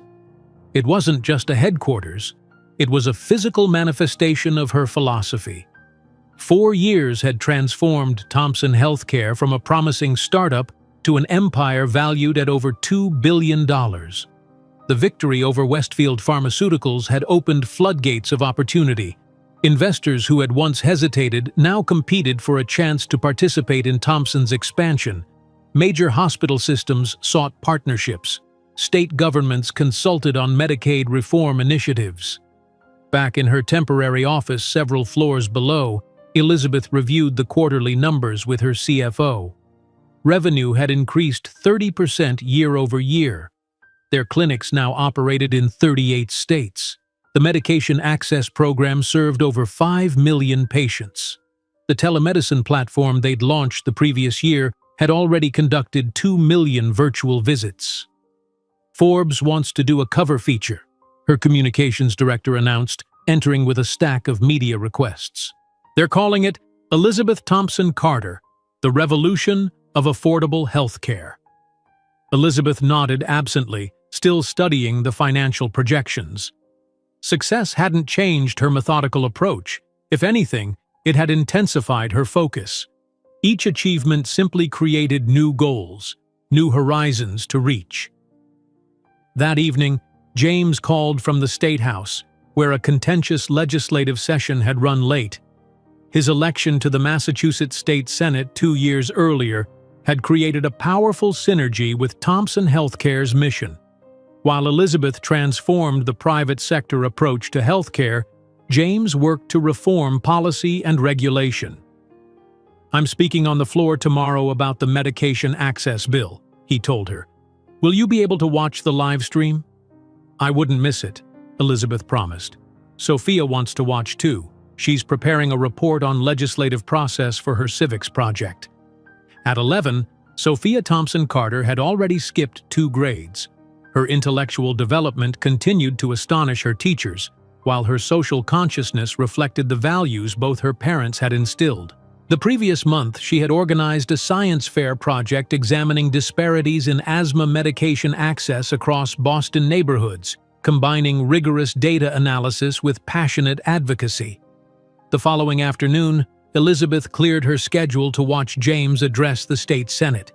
His speech on medication access reform was powerful, weaving personal stories of patients with incisive policy analysis.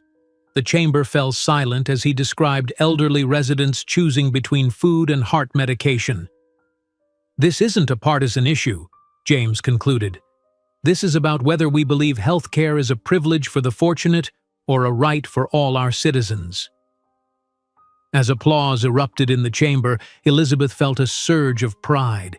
They had built something remarkable together, a multi-pronged approach to healthcare transformation that spanned business innovation, policy reform, and community engagement. Spring brought the formal opening of the Thompson Tower, now a striking addition to Boston's skyline. The ribbon-cutting ceremony attracted national media, healthcare leaders, and political figures. Elizabeth, James, and Sophia stood together on the steps of the gleaming building, a family portrait of success and purpose. "This tower stands as a testament to what's possible when we reject the status quo," Elizabeth told the assembled crowd. "Inside these walls, we're reimagining healthcare not as a luxury good, but as an accessible right." As she spoke, Elizabeth noticed a television crew from a financial news network focusing on someone at the edge of the crowd. Richard Westfield stood partially concealed behind a column, watching the ceremony with an unreadable expression. Their eyes met briefly across the distance before he turned and walked away, disappearing into the crowd. That fleeting glimpse was the first time Elizabeth had seen Richard in person since the conclusion of the lawsuit. The momentary contact left her not with anger or vindication, but with a strange sense of disconnection, as if he belonged to another lifetime entirely. Later that week, the contrast between their trajectories became even clearer when Elizabeth received an industry analysis report on her desk. Westfield Pharmaceuticals had reported disappointing quarterly results for the 3rd consecutive period. Their stock had dropped 17% after a promising cardiovascular drug failed in late-stage clinical trials. Financial analysts questioned the company's research pipeline and leadership structure. Elizabeth set the report aside without comment. Richard's struggles held no satisfaction for her. She had moved beyond needing his failure to validate her success. Summer brought new opportunities and challenges. A major international healthcare conglomerate approached Thompson with an acquisition offer that made headlines: $8 billion, nearly twice the company's current valuation. The board convened an emergency session to consider the proposal. Several members argued passionately for accepting the unprecedented offer. "This is a chance to provide extraordinary returns to our investors while ensuring personal financial security for generations," the finance chair emphasized. Elizabeth listened to all perspectives before responding. "We didn't build Thompson Healthcare to sell to the highest bidder," she stated firmly. "We built it to transform how healthcare is delivered. Our mission isn't complete." The board ultimately declined the offer, a decision that business publications debated for weeks.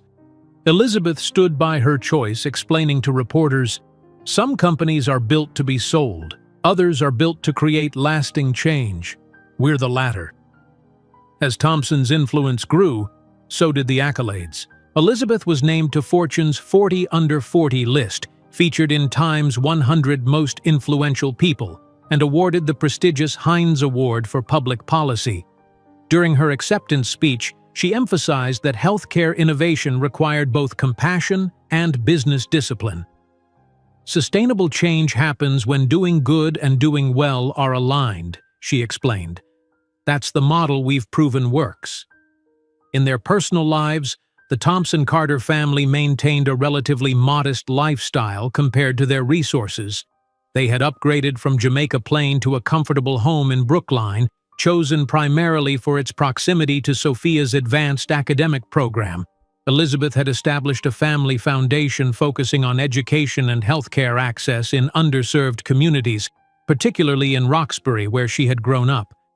Meanwhile, Richard Westfield's professional and personal life continued its subtle decline. Industry rumors suggested his position at Westfield Pharmaceuticals had become largely ceremonial after several strategic missteps.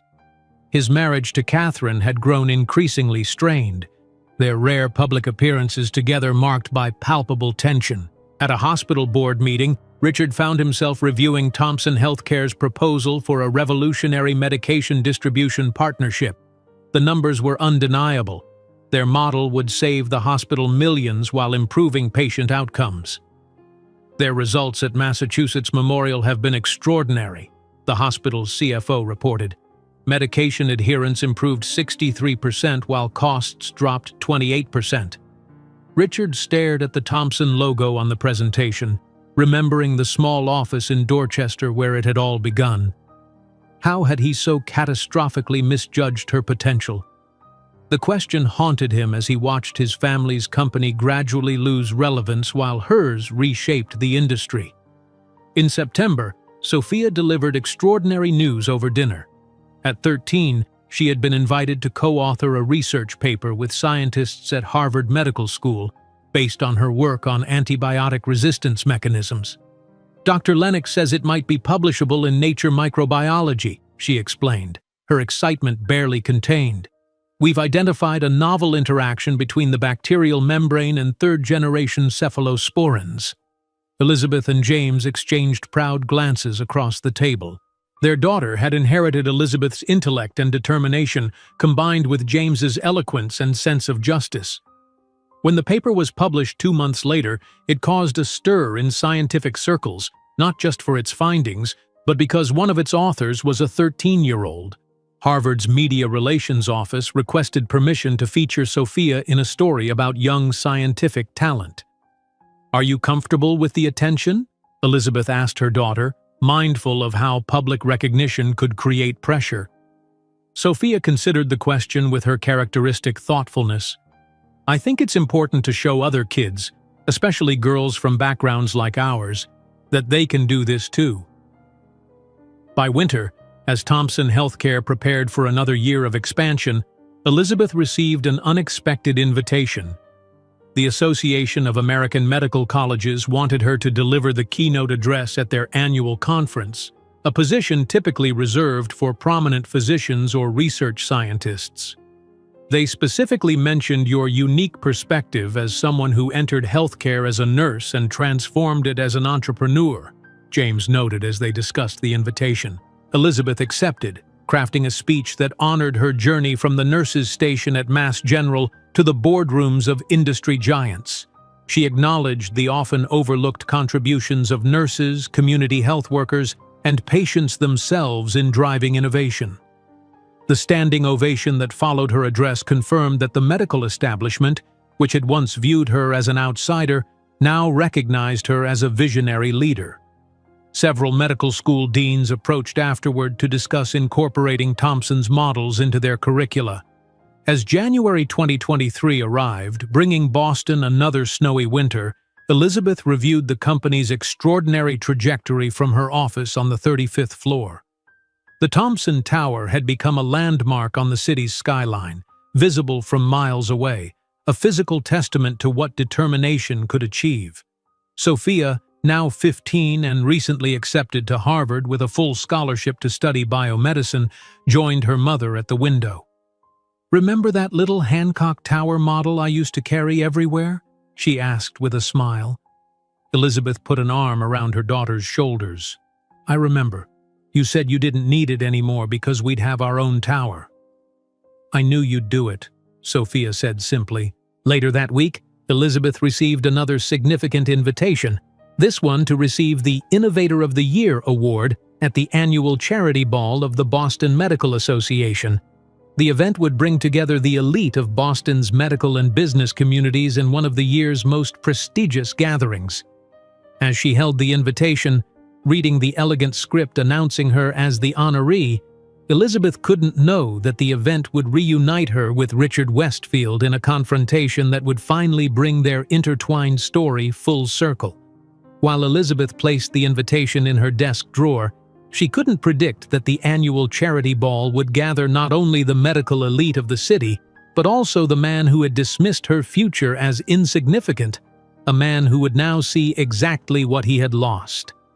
Elizabeth tucked the invitation into her desk drawer, her fingertips lingering on the embossed lettering that announced her as this year's Innovator of the Year at the Boston Medical Association's annual charity ball. The irony wasn't lost on her. This was the same organization that had once been dominated by the Westfield family influence, the same circles that Richard had insisted she could never belong to. The morning sun streamed through the floor-to-ceiling windows of her office, illuminating the framed magazine covers and awards that lined one wall, visible reminders of a journey that had defied all expectations, especially those set by a man who had deemed her insufficient 15 years ago. Elizabeth's intercom buzzed, interrupting her moment of reflection. "Dr. Thompson Carter, your 9 o'clock is here. The marketing team has the quarterly presentation ready." "Thank you, Claire. I'll be right there." Elizabeth straightened her tailored navy suit, a far cry from the discount store clothes she'd once worn to hide her pregnancy, and gathered her tablet. Across town, in his considerably smaller office at Westfield Memorial Hospital, Richard Westfield stared at the same invitation. His name wasn't featured, merely included among the hundreds of medical professionals expected to attend. The difference wasn't subtle. Elizabeth would be on stage receiving accolades while he would be just another face in the crowd, a humbling reversal of the positions he had once assumed would be their natural order. "Dr. Westfield?" His assistant knocked tentatively.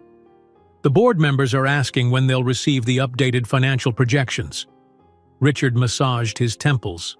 "Tell them by end of day." The projections weren't good. The hospital was bleeding money, losing patients to more innovative facilities, including those partnered with Thompson Healthcare. That evening, Richard returned to the Beacon Hill brownstone he'd once shared with Catherine. The house felt cavernous now, his footsteps echoing through rooms that had once bustled with the pretense of family life. Catherine had moved out 3 months earlier, taking their 2 children to their summer home in Cape Cod. The separation wasn't yet public, maintained as a mutual fiction for the sake of appearances. Richard poured himself a generous scotch and settled into his leather chair, opening his laptop to review the hospital financials once more. His eyes drifted to a notification in his email, a news alert mentioning Thompson Healthcare. Unable to resist, he clicked. The article featured a profile of Elizabeth, detailing her journey from nurse to healthcare innovator. The accompanying photo showed her standing confidently before the Thompson Tower, Sophia beside her, a poised young woman with striking eyes that Richard couldn't help but recognize as mirroring his own. His breath caught. The girl was 15 now, the same age his son would be in 2 years. The article mentioned her acceptance to Harvard, her published research, her scientific promise. A wave of something complex, regret mingled with defensive anger, washed over him. Richard closed the laptop abruptly and drained his scotch, pouring another immediately. He'd made the right decision back then, he told himself for the 1,000th time. A child with a nurse from Roxbury would have derailed his career, embarrassed his family. Yet the career he'd protected had stalled anyway, while Elizabeth had risen beyond anyone's imagination. At the Thompson Carter home in Brookline, a different evening unfolded. The spacious but unpretentious house buzzed with purpose and warmth. Elizabeth reviewed Sophia's college course selections for her first Harvard semester while James prepared dinner, his senatorial duties concluded for the day. "I want to take advanced biochemistry," Sophia explained, pushing her glasses up in a gesture she'd maintained since childhood. "Dr. Mukherjee says I've already mastered the fundamentals." Elizabeth studied her daughter with a mixture of pride and amazement. At 15, Sophia possessed a confidence Elizabeth hadn't achieved until much later in life, a certainty about her place in the world that came from never having been told she was insufficient. "If Dr. Mukherjee thinks you're ready, I trust his judgment," Elizabeth replied. "Just don't overload yourself first semester." James joined them, setting down plates of his signature pasta. Senate session ran long today. The healthcare access bill passed committee. "That's wonderful." Elizabeth squeezed his hand. "When will it go to the floor?"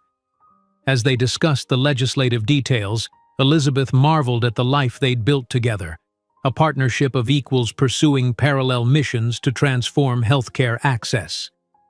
James had become the father Sophia deserved, the partner Elizabeth had never expected to find after Richard's cruel rejection. The conversation eventually turned to the upcoming charity ball. "I found my dress," Sophia announced. "It's midnight blue with silver accents." "Your first formal event?" James smiled. "You'll outshine everyone there." Elizabeth hesitated, a thought suddenly occurring. "The Westfield Memorial Hospital will likely have representatives there, including possibly Richard." The name still held power, not over her heart, which had healed long ago, but over their shared history. James met her eyes across the table, understanding the unspoken concern. "If he's there, it changes nothing," James said firmly. "You're receiving an award for revolutionizing the industry he's failing in. That speaks for itself." Sophia looked between them, her expression thoughtful. "Would he recognize me, do you think? My biological father?" The question hung in the air. Elizabeth had always been truthful with Sophia about her origins, answering questions as they arose with age-appropriate honesty. Sophia knew the basic facts, that Richard had rejected them both, that he had never sought contact, that James was her father in every way that mattered. "He might," Elizabeth answered honestly. "You have his eyes." "Just his eyes," James added with a gentle smile.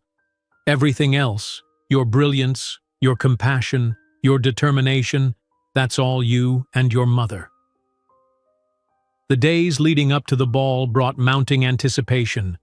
Boston's social circles buzzed with the event's significance this year. The prestigious Innovator Award going to Elizabeth Thompson Carter represented a seismic shift in the city's traditional power structures. Old money families like the Westfields were no longer the automatic centers of influence.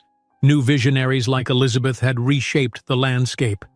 The morning of the ball, Richard woke to another disappointing email from the hospital board. The proposed partnership with a major insurance provider had fallen through. The board was calling an emergency meeting to discuss leadership concerns. Richard's hand trembled slightly as he poured his coffee. At 43, he looked considerably older, deep lines etched between his brows, gray threading prominently through his once perfect hair. The promising career that had seemed guaranteed by his name and pedigree had become a study in diminishing returns. He pulled out his tuxedo for the evening's event, noticing it hung slightly loose. The stress of recent months had whittled away his appetite. As he dressed, Richard rehearsed casual responses for the inevitable questions about the hospital's financial struggles, about Catherine's absence, about his future plans. Across the city, in the Thompson Carter household, the atmosphere was entirely different. Sophia twirled in her new dress, the midnight blue fabric catching the light as she moved. "You look beautiful, sweetheart," Elizabeth said, her voice catching slightly. When had her baby become this poised young woman? James appeared in the doorway, handsome in his tuxedo. "My 3 favorite women are ready," he announced, including Angela, who had come to help Sophia prepare. "You'll cause a sensation tonight," Angela predicted, adjusting Elizabeth's elegant updo. "The nurse from Roxbury who built an empire and changed healthcare forever." Elizabeth met her friend's eyes in the mirror. "I couldn't have done it without you, Angela." That day in the hospital when you took me in, you saved both of us." "Nonsense," Angela replied, though her eyes glistened. "You saved yourself. I just provided a couch." As their driver navigated toward the Fairmont Copley Plaza, Elizabeth felt a strange mixture of emotions. The award represented professional validation at the highest level, yet returning to the elite medical circles that had once rejected her also stirred memories of her most vulnerable moments. "Nervous?" James asked quietly, taking her hand. "Not nervous," Elizabeth reflected, "just aware of how far we've come." The Fairmont's ballroom glittered with crystal chandeliers and Boston's elite in formal attire. The Thompson-Carter family's entrance caused a subtle ripple of attention. Elizabeth's understated elegance, James's political stature, and Sophia's striking presence created an impression of effortless success. Richard, standing near the bar with several hospital board members, felt the shift in the room's energy before he saw the cause. Turning slightly, his glass froze halfway to his lips as Elizabeth Thompson Carter entered the ballroom. 15 years had transformed the young nurse he'd dismissed into a commanding presence whose very entrance altered the gravity of the room. What struck him most wasn't her obvious success or the deference with which people approached her.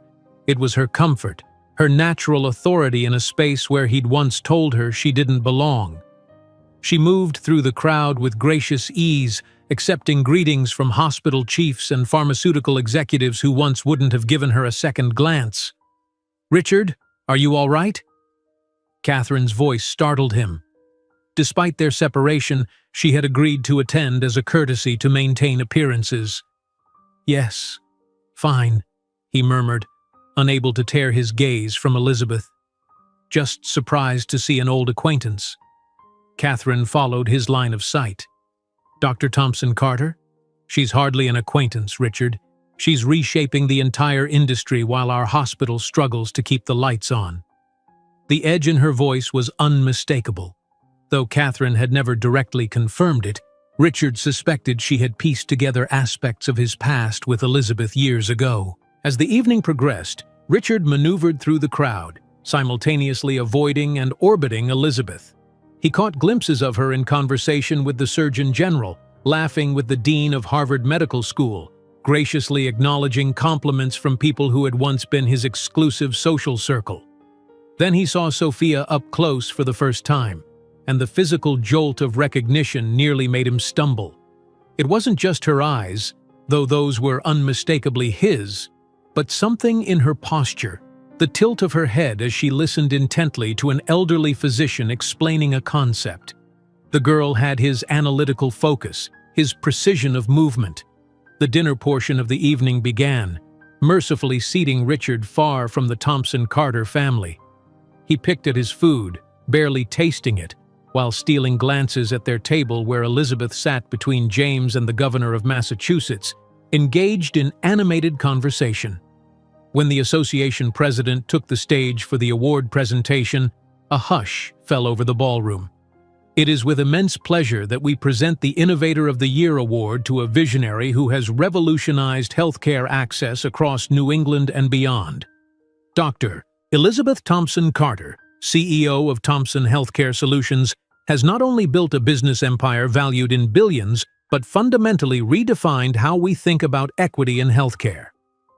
The applause was thunderous as Elizabeth gracefully approached the stage. Richard remained frozen in his seat, watching the woman he had once called insufficient receive accolades he had always assumed would be his birthright. And we must also recognize her brilliant daughter, Sophia Thompson Carter, recently accepted to Harvard at 15 years of age, following in her mother's footsteps from Yale and Harvard Business School. A true dynasty of excellence in formation. The ballroom erupted in another round of applause as Sophia acknowledged the recognition with a shy smile. Richard felt the world spin slightly.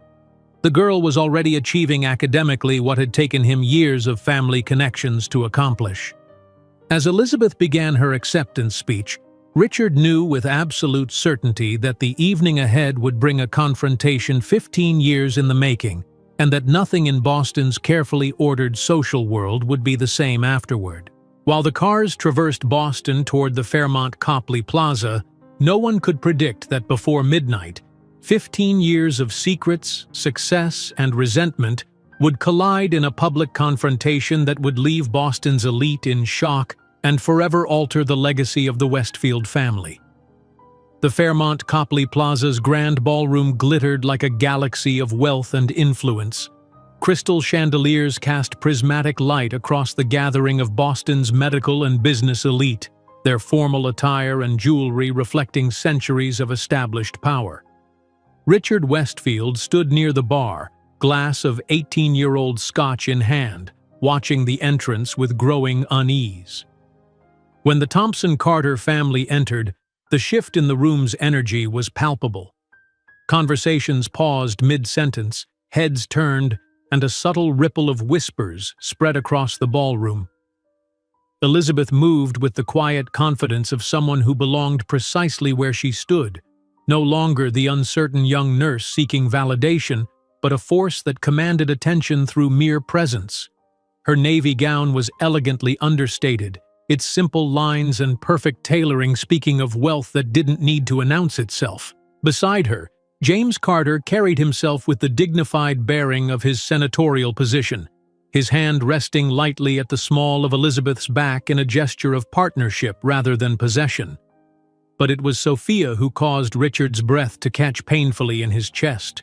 The girl, no, the young woman, wore a midnight blue dress that made her eyes appear even more strikingly familiar. His eyes. There was no denying the genetic signature that linked them, visible even from across the crowded room. "Richard, are you listening?" Catherine's cool voice interrupted his stunned observation. "I'm sorry. What were you saying?" Richard turned reluctantly toward his wife, whose presence tonight was merely the continuation of their mutual pretense. "I asked if you've prepared your statement for the board meeting tomorrow," Catherine repeated, her eyes narrowing as she followed his previous line of sight. "Ah, the woman of the hour. I suppose everyone's looking at her tonight." Richard cleared his throat. "Professional curiosity. Her company's methods have been disruptive. Disruptive enough to make the Westfield Memorial consider bankruptcy protection," Catherine remarked with practiced casualness. "Perhaps you should be taking notes instead of staring." The barb landed precisely as intended. Richard took another swallow of scotch, feeling the familiar burn that had become his constant companion in recent years. Across the room, Elizabeth engaged effortlessly with the governor of Massachusetts, discussing healthcare policy with the authority of someone who had both academic credentials and practical success. When the hospital board chairman approached to pay his respects, Richard watched their interaction with growing discomfort.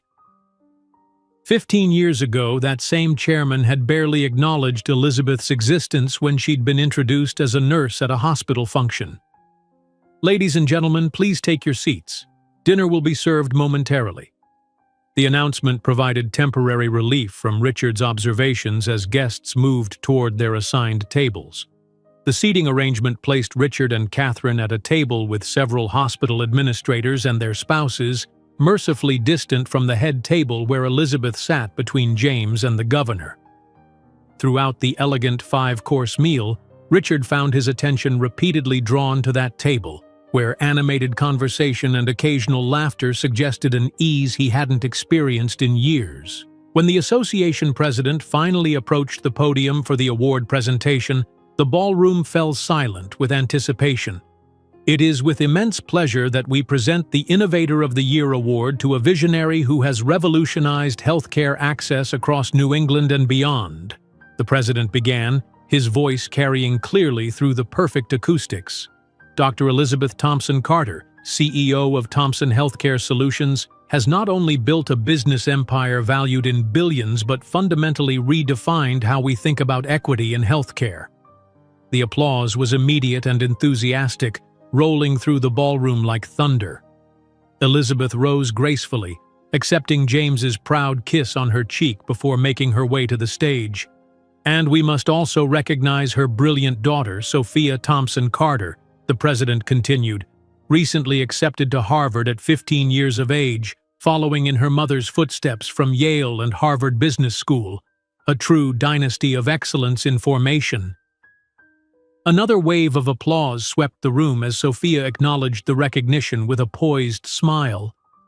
Richard felt a strange hollowness expand inside him. The girl's achievements at 15 surpassed what had taken him years of family connections to accomplish. Elizabeth took her place at the podium, her presence commanding despite her relatively small stature. "Thank you for this honor," she began, her voice strong and clear. "When I began this journey as a young nurse from Roxbury, facing closed doors and being constantly reminded that I wasn't sufficient." Her eyes scanned the room, briefly meeting Richard's before continuing. "I decided that I would transform those barriers into opportunities." Richard felt the word like a physical blow. Sufficient. The precise term he had used that snowy night when he'd dismissed her and their unborn child from his life. Today, Thompson Healthcare employs more than 4,000 people, serves 5 million patients, and is valued at 3 times more than several traditional health institutions combined. The subtle emphasis wasn't lost on those familiar with Westfield Memorial's financial troubles. Elizabeth continued her speech with eloquence and purpose, outlining her vision for healthcare that served everyone, not just the privileged. When she concluded, the standing ovation was immediate and sustained. Richard found himself mechanically rising with the crowd, applauding the woman whose potential he had so catastrophically misjudged. During the reception that followed, Richard watched Elizabeth move through the room, surrounded by admirers and potential partners. He nursed his third scotch of the evening, gathering courage for what he knew was inevitable. When she momentarily stood alone near the bar, he seized his opportunity. "Elizabeth," he began, approaching with a practiced smile that didn't reach his eyes. "What an incredible transformation! You've really exceeded all expectations." Elizabeth turned, her expression composed as she took in his appearance. The slightly loose tuxedo, the premature lines around his eyes, the gray threading his once perfect hair. "Dr. Westfield, what a surprise to find you here." Her tone suggested it was anything but. "I heard the Westfield Memorial is facing some financial challenges lately." His smile faltered. "Challenging times for traditional hospitals. Nothing we can't overcome." Richard lowered his voice, leaning slightly closer. "Perhaps we could talk privately? I'm sure we have much to discuss after all these years."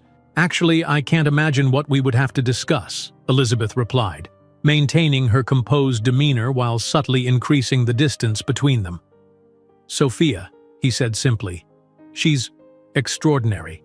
I think it's time she met her father." Something hardened in Elizabeth's gaze. "You are not her father, Richard. A father is present. A father makes sacrifices. A father puts his child above everything. James is her father in every way that matters." Richard stepped forward, emboldened by alcohol and desperation. "I have legal rights." "That you explicitly renounced 15 years ago," Elizabeth interrupted, her voice remaining controlled despite the intensity of her words. "I have sufficient evidence to ensure you never come near her." Their exchange was drawing curious glances. The governor, standing nearby, subtly shifted to better overhear their conversation. "Lizzie," Richard attempted, using the old nickname, "let's be reasonable. I was young, scared. I made a mistake. But look at you now. You're absolutely stunning, powerful. Perhaps we could reconnect. I'm sure your daughter would love to meet her real father." Elizabeth's response came sharp as a surgical blade. "It's Dr. Thompson Carter now, Richard. And as for Sophia, she already has a father. The man who stood by my side when I built from scratch what today is worth 3 times more than the hospital you merely inherited." Richard visibly paled when James approached, placing a protective hand on Elizabeth's back. "Is there a problem here?" James asked, his tone calm but authoritative. "Dr. Westfield was just congratulating me on the award," Elizabeth replied. Then, with a voice clear enough to be heard by those nearby, "and also explaining why, 15 years ago, He thought it appropriate to abandon a pregnant nurse, telling her she was insufficient for someone of his social status. A sudden silence fell over the nearby groups. The governor, one of the evening's major donors, raised his eyebrows in surprise. "This is the man who told me that my daughter and I were a mistake he didn't intend to carry," Elizabeth continued, her voice calm but relentless. "Who wrote a check so that I would solve my problem? Interesting how life turns out, isn't it? The insufficient girl from Roxbury built something you can't even comprehend, Richard." Sophia, who had approached during the confrontation, observed Richard with clinical curiosity rather than emotional investment. "Is this him? The man who abandoned you?" she asked with surprising composure. "Sophia, Richard began. "I'm not speaking to you," Sophia cut him off coldly. "I have no interest in meeting someone who saw my mother and me as a problem to be solved with money." Richard staggered as if physically struck. "You don't understand. The circumstances were complicated." "No, they were quite simple," Elizabeth countered. "Choices reveal character, Richard. Your choices revealed yours. Mine revealed mine. And now all of Boston can see the result." Elizabeth turned to leave, but added as a final reflection, "The insufficient girl from Roxbury doesn't need your approval anymore, Richard. But you certainly will need mine when the hospital board votes on your future next week." As the Thompson-Carter family walked away with dignity, whispers spread rapidly through the ballroom. Dr. Richard Westfield, heir to the Westfield Empire, remained alone in the center of an expanding circle of curious stares and disapproving murmurs. The following morning's Boston Globe featured the confrontation prominently. CEO confronts past, the remarkable journey of Elizabeth Thompson Carter. The article detailed how the respected healthcare innovator had faced down the man who had abandoned her and their unborn child 15 years earlier, contrasting Elizabeth's meteoric rise with Westfield Memorial Hospital's declining fortunes under Richard's leadership. For Richard, the fallout was swift and merciless. Catherine, already planning their separation, moved immediately to their Cape Cod house with their children, citing public humiliation and a pattern of unethical behavior in her hastily filed divorce papers. The hospital board called an emergency meeting, with several members already openly questioning his leadership. 3 days after the charity ball, Richard appeared unannounced in the Thompson Tower lobby. After 40 minutes of waiting, a delay Elizabeth's assistant later admitted was deliberately extended, he was finally escorted to her 35th floor office. "You've destroyed my life," were his first words upon entering the sunlit corner office with its commanding view of Boston Harbor. Elizabeth didn't look up from the documents she was signing. "No, Richard. You destroyed your own life 15 years ago, and now you're simply reaping the consequences. Catherine is talking divorce. The board is considering a vote of no confidence. My reputation is in tatters." The desperation in his voice was palpable. "Fascinating how you managed to transform everything into something that happened to you rather than something you caused," Elizabeth observed, finally looking at him. "Why are you here?" "I want to know my daughter, properly. I have that right." Elizabeth leaned forward, her gaze unwavering. "Sophia is an independent 15-year-old with very clear opinions of her own. She has shown no interest in knowing you." "You've poisoned her against me," he accused. "I never needed to do that. I simply told the truth when she asked. That you chose not to be part of our lives. That James chose her, loved her, and raised her." Richard collapsed into the chair opposite her desk, suddenly looking every day of his 43 years and more. "What do you want? Money? I can make a substantial donation to your foundation." Elizabeth laughed, a genuinely amused sound. "Richard, my company is worth more than the entire Westfield Pharmaceuticals currently. I don't need your money." "Then what? Revenge? Is that it? Publicly humiliating me wasn't enough?" "This isn't about revenge. It never was." Elizabeth stood, circling her desk to face Richard directly. "It's about consequences. About truth. About letting the world see who you really are." The office door opened unexpectedly, and Sophia entered, surprising them both.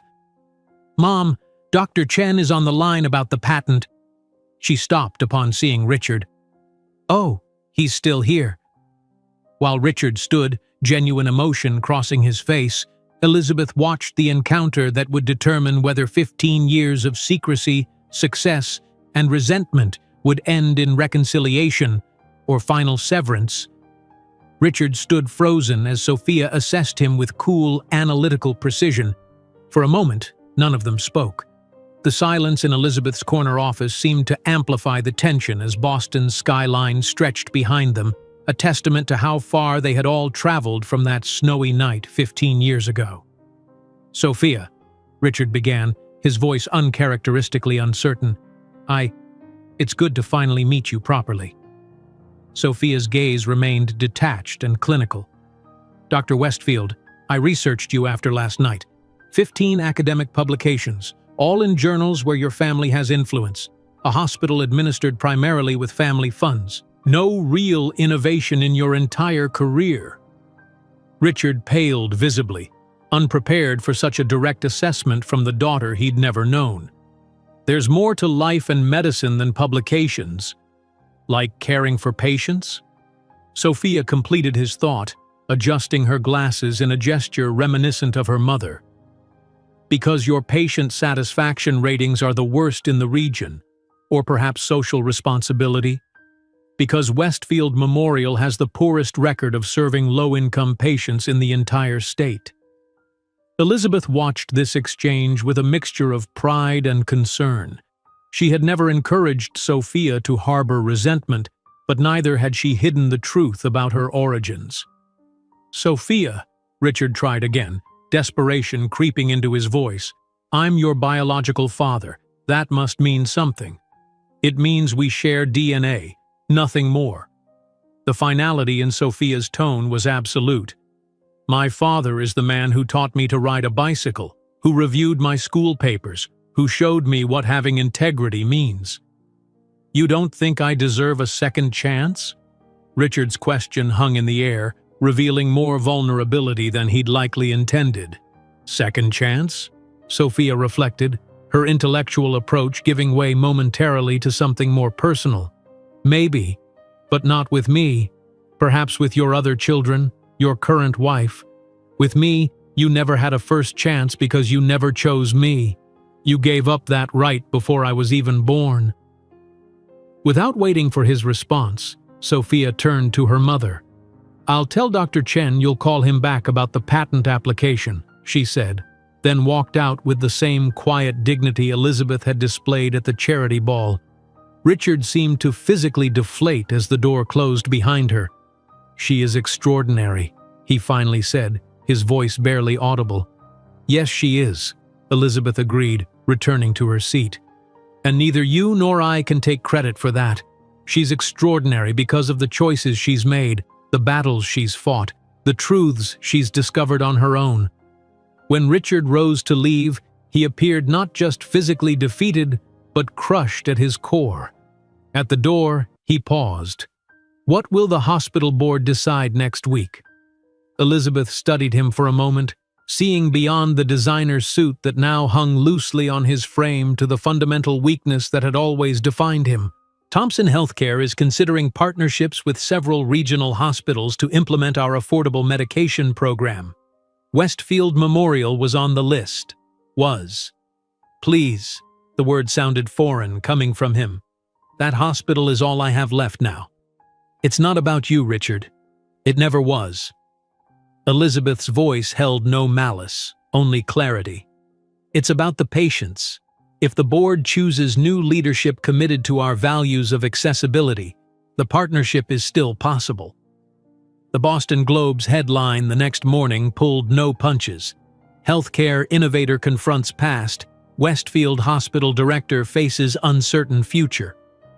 The article detailed the confrontation at the charity ball and provided context about Elizabeth's journey from abandoned nurse to healthcare pioneer. A sidebar compared Thompson Healthcare's soaring stock price with Westfield Memorial's financial struggles.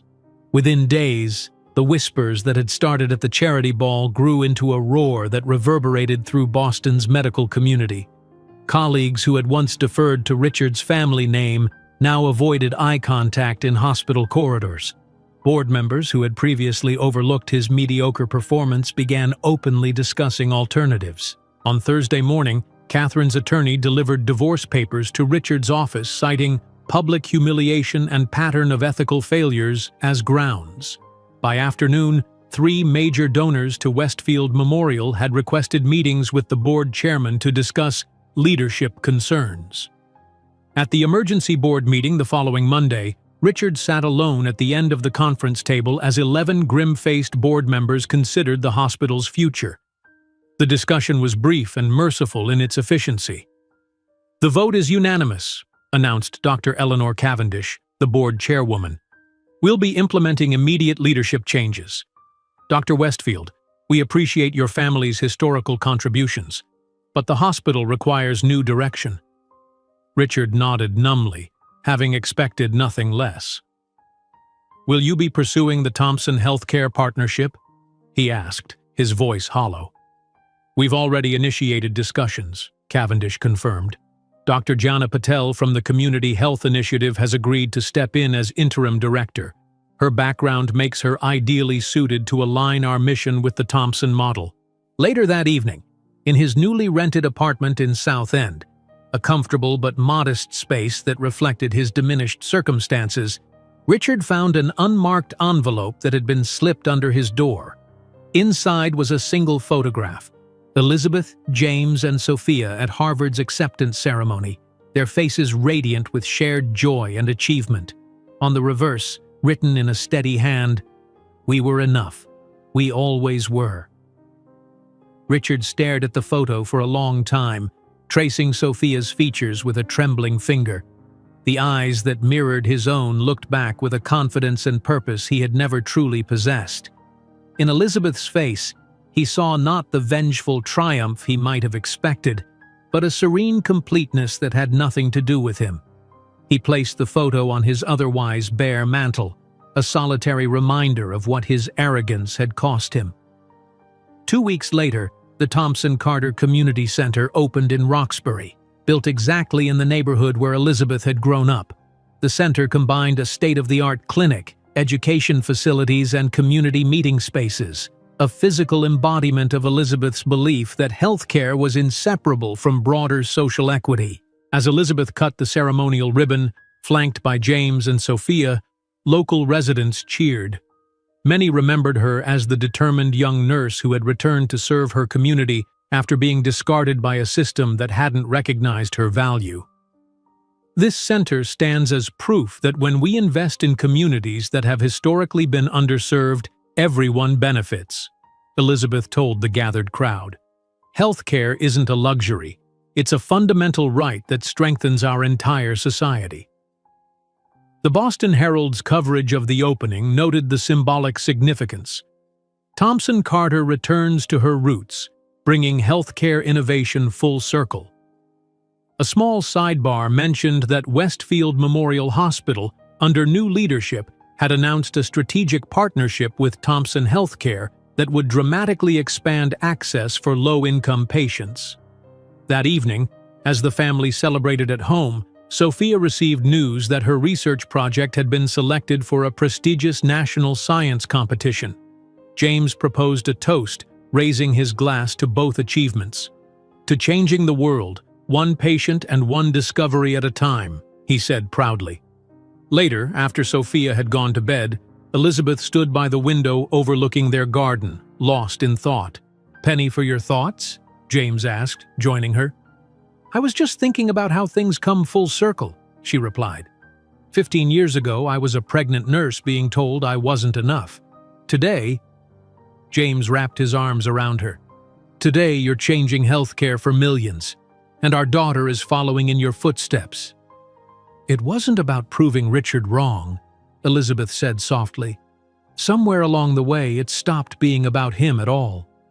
It became about proving something to yourself," James nodded, "and to Sophia, and to all those people who've been told they weren't enough." The following week, Elizabeth received a brief, formal letter from Richard. Unlike his desperate pleas in her office, the tone was reflective. Elizabeth, I won't burden you with apologies that come 15 years too late. I simply want to acknowledge that I was catastrophically wrong about you, about what constitutes value in a person, about almost everything that matters. The hospital partnership your company has offered will help thousands of patients who were invisible to me for most of my career. Whatever else I've lost, knowing that my failure has led to their benefit provides some measure of meaning. Richard.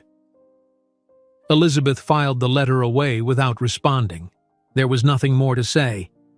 In July, a profile in Forbes magazine highlighted the Thompson method as a blueprint for healthcare reform nationwide.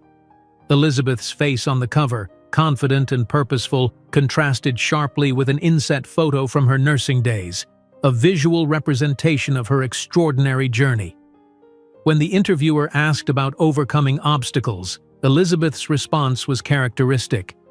Every time someone told me I couldn't or shouldn't, I simply added it to my fuel. The greatest gift my detractors gave me was underestimating what I could achieve. By autumn, the Thompson healthcare model had been adopted by hospitals in 43 states. Sophia's research had won the national competition, with Harvard creating a special undergraduate research position to accommodate her unique talents. James had announced his candidacy for the U.S. Senate, with healthcare reform as the centerpiece of his platform. On a crisp October morning, Elizabeth visited the community clinic in Roxbury, where she had first formulated her vision for healthcare access. Now it served as one of Thompson's flagship facilities, a living laboratory for innovation. As she walked through the busy waiting room, she noticed an elderly woman struggling with paperwork. "Can I help you?" Elizabeth offered, sitting beside her. "Oh, yes, please, dear. These forms are so confusing," the woman replied, not recognizing the CEO of a multi-billion-dollar company.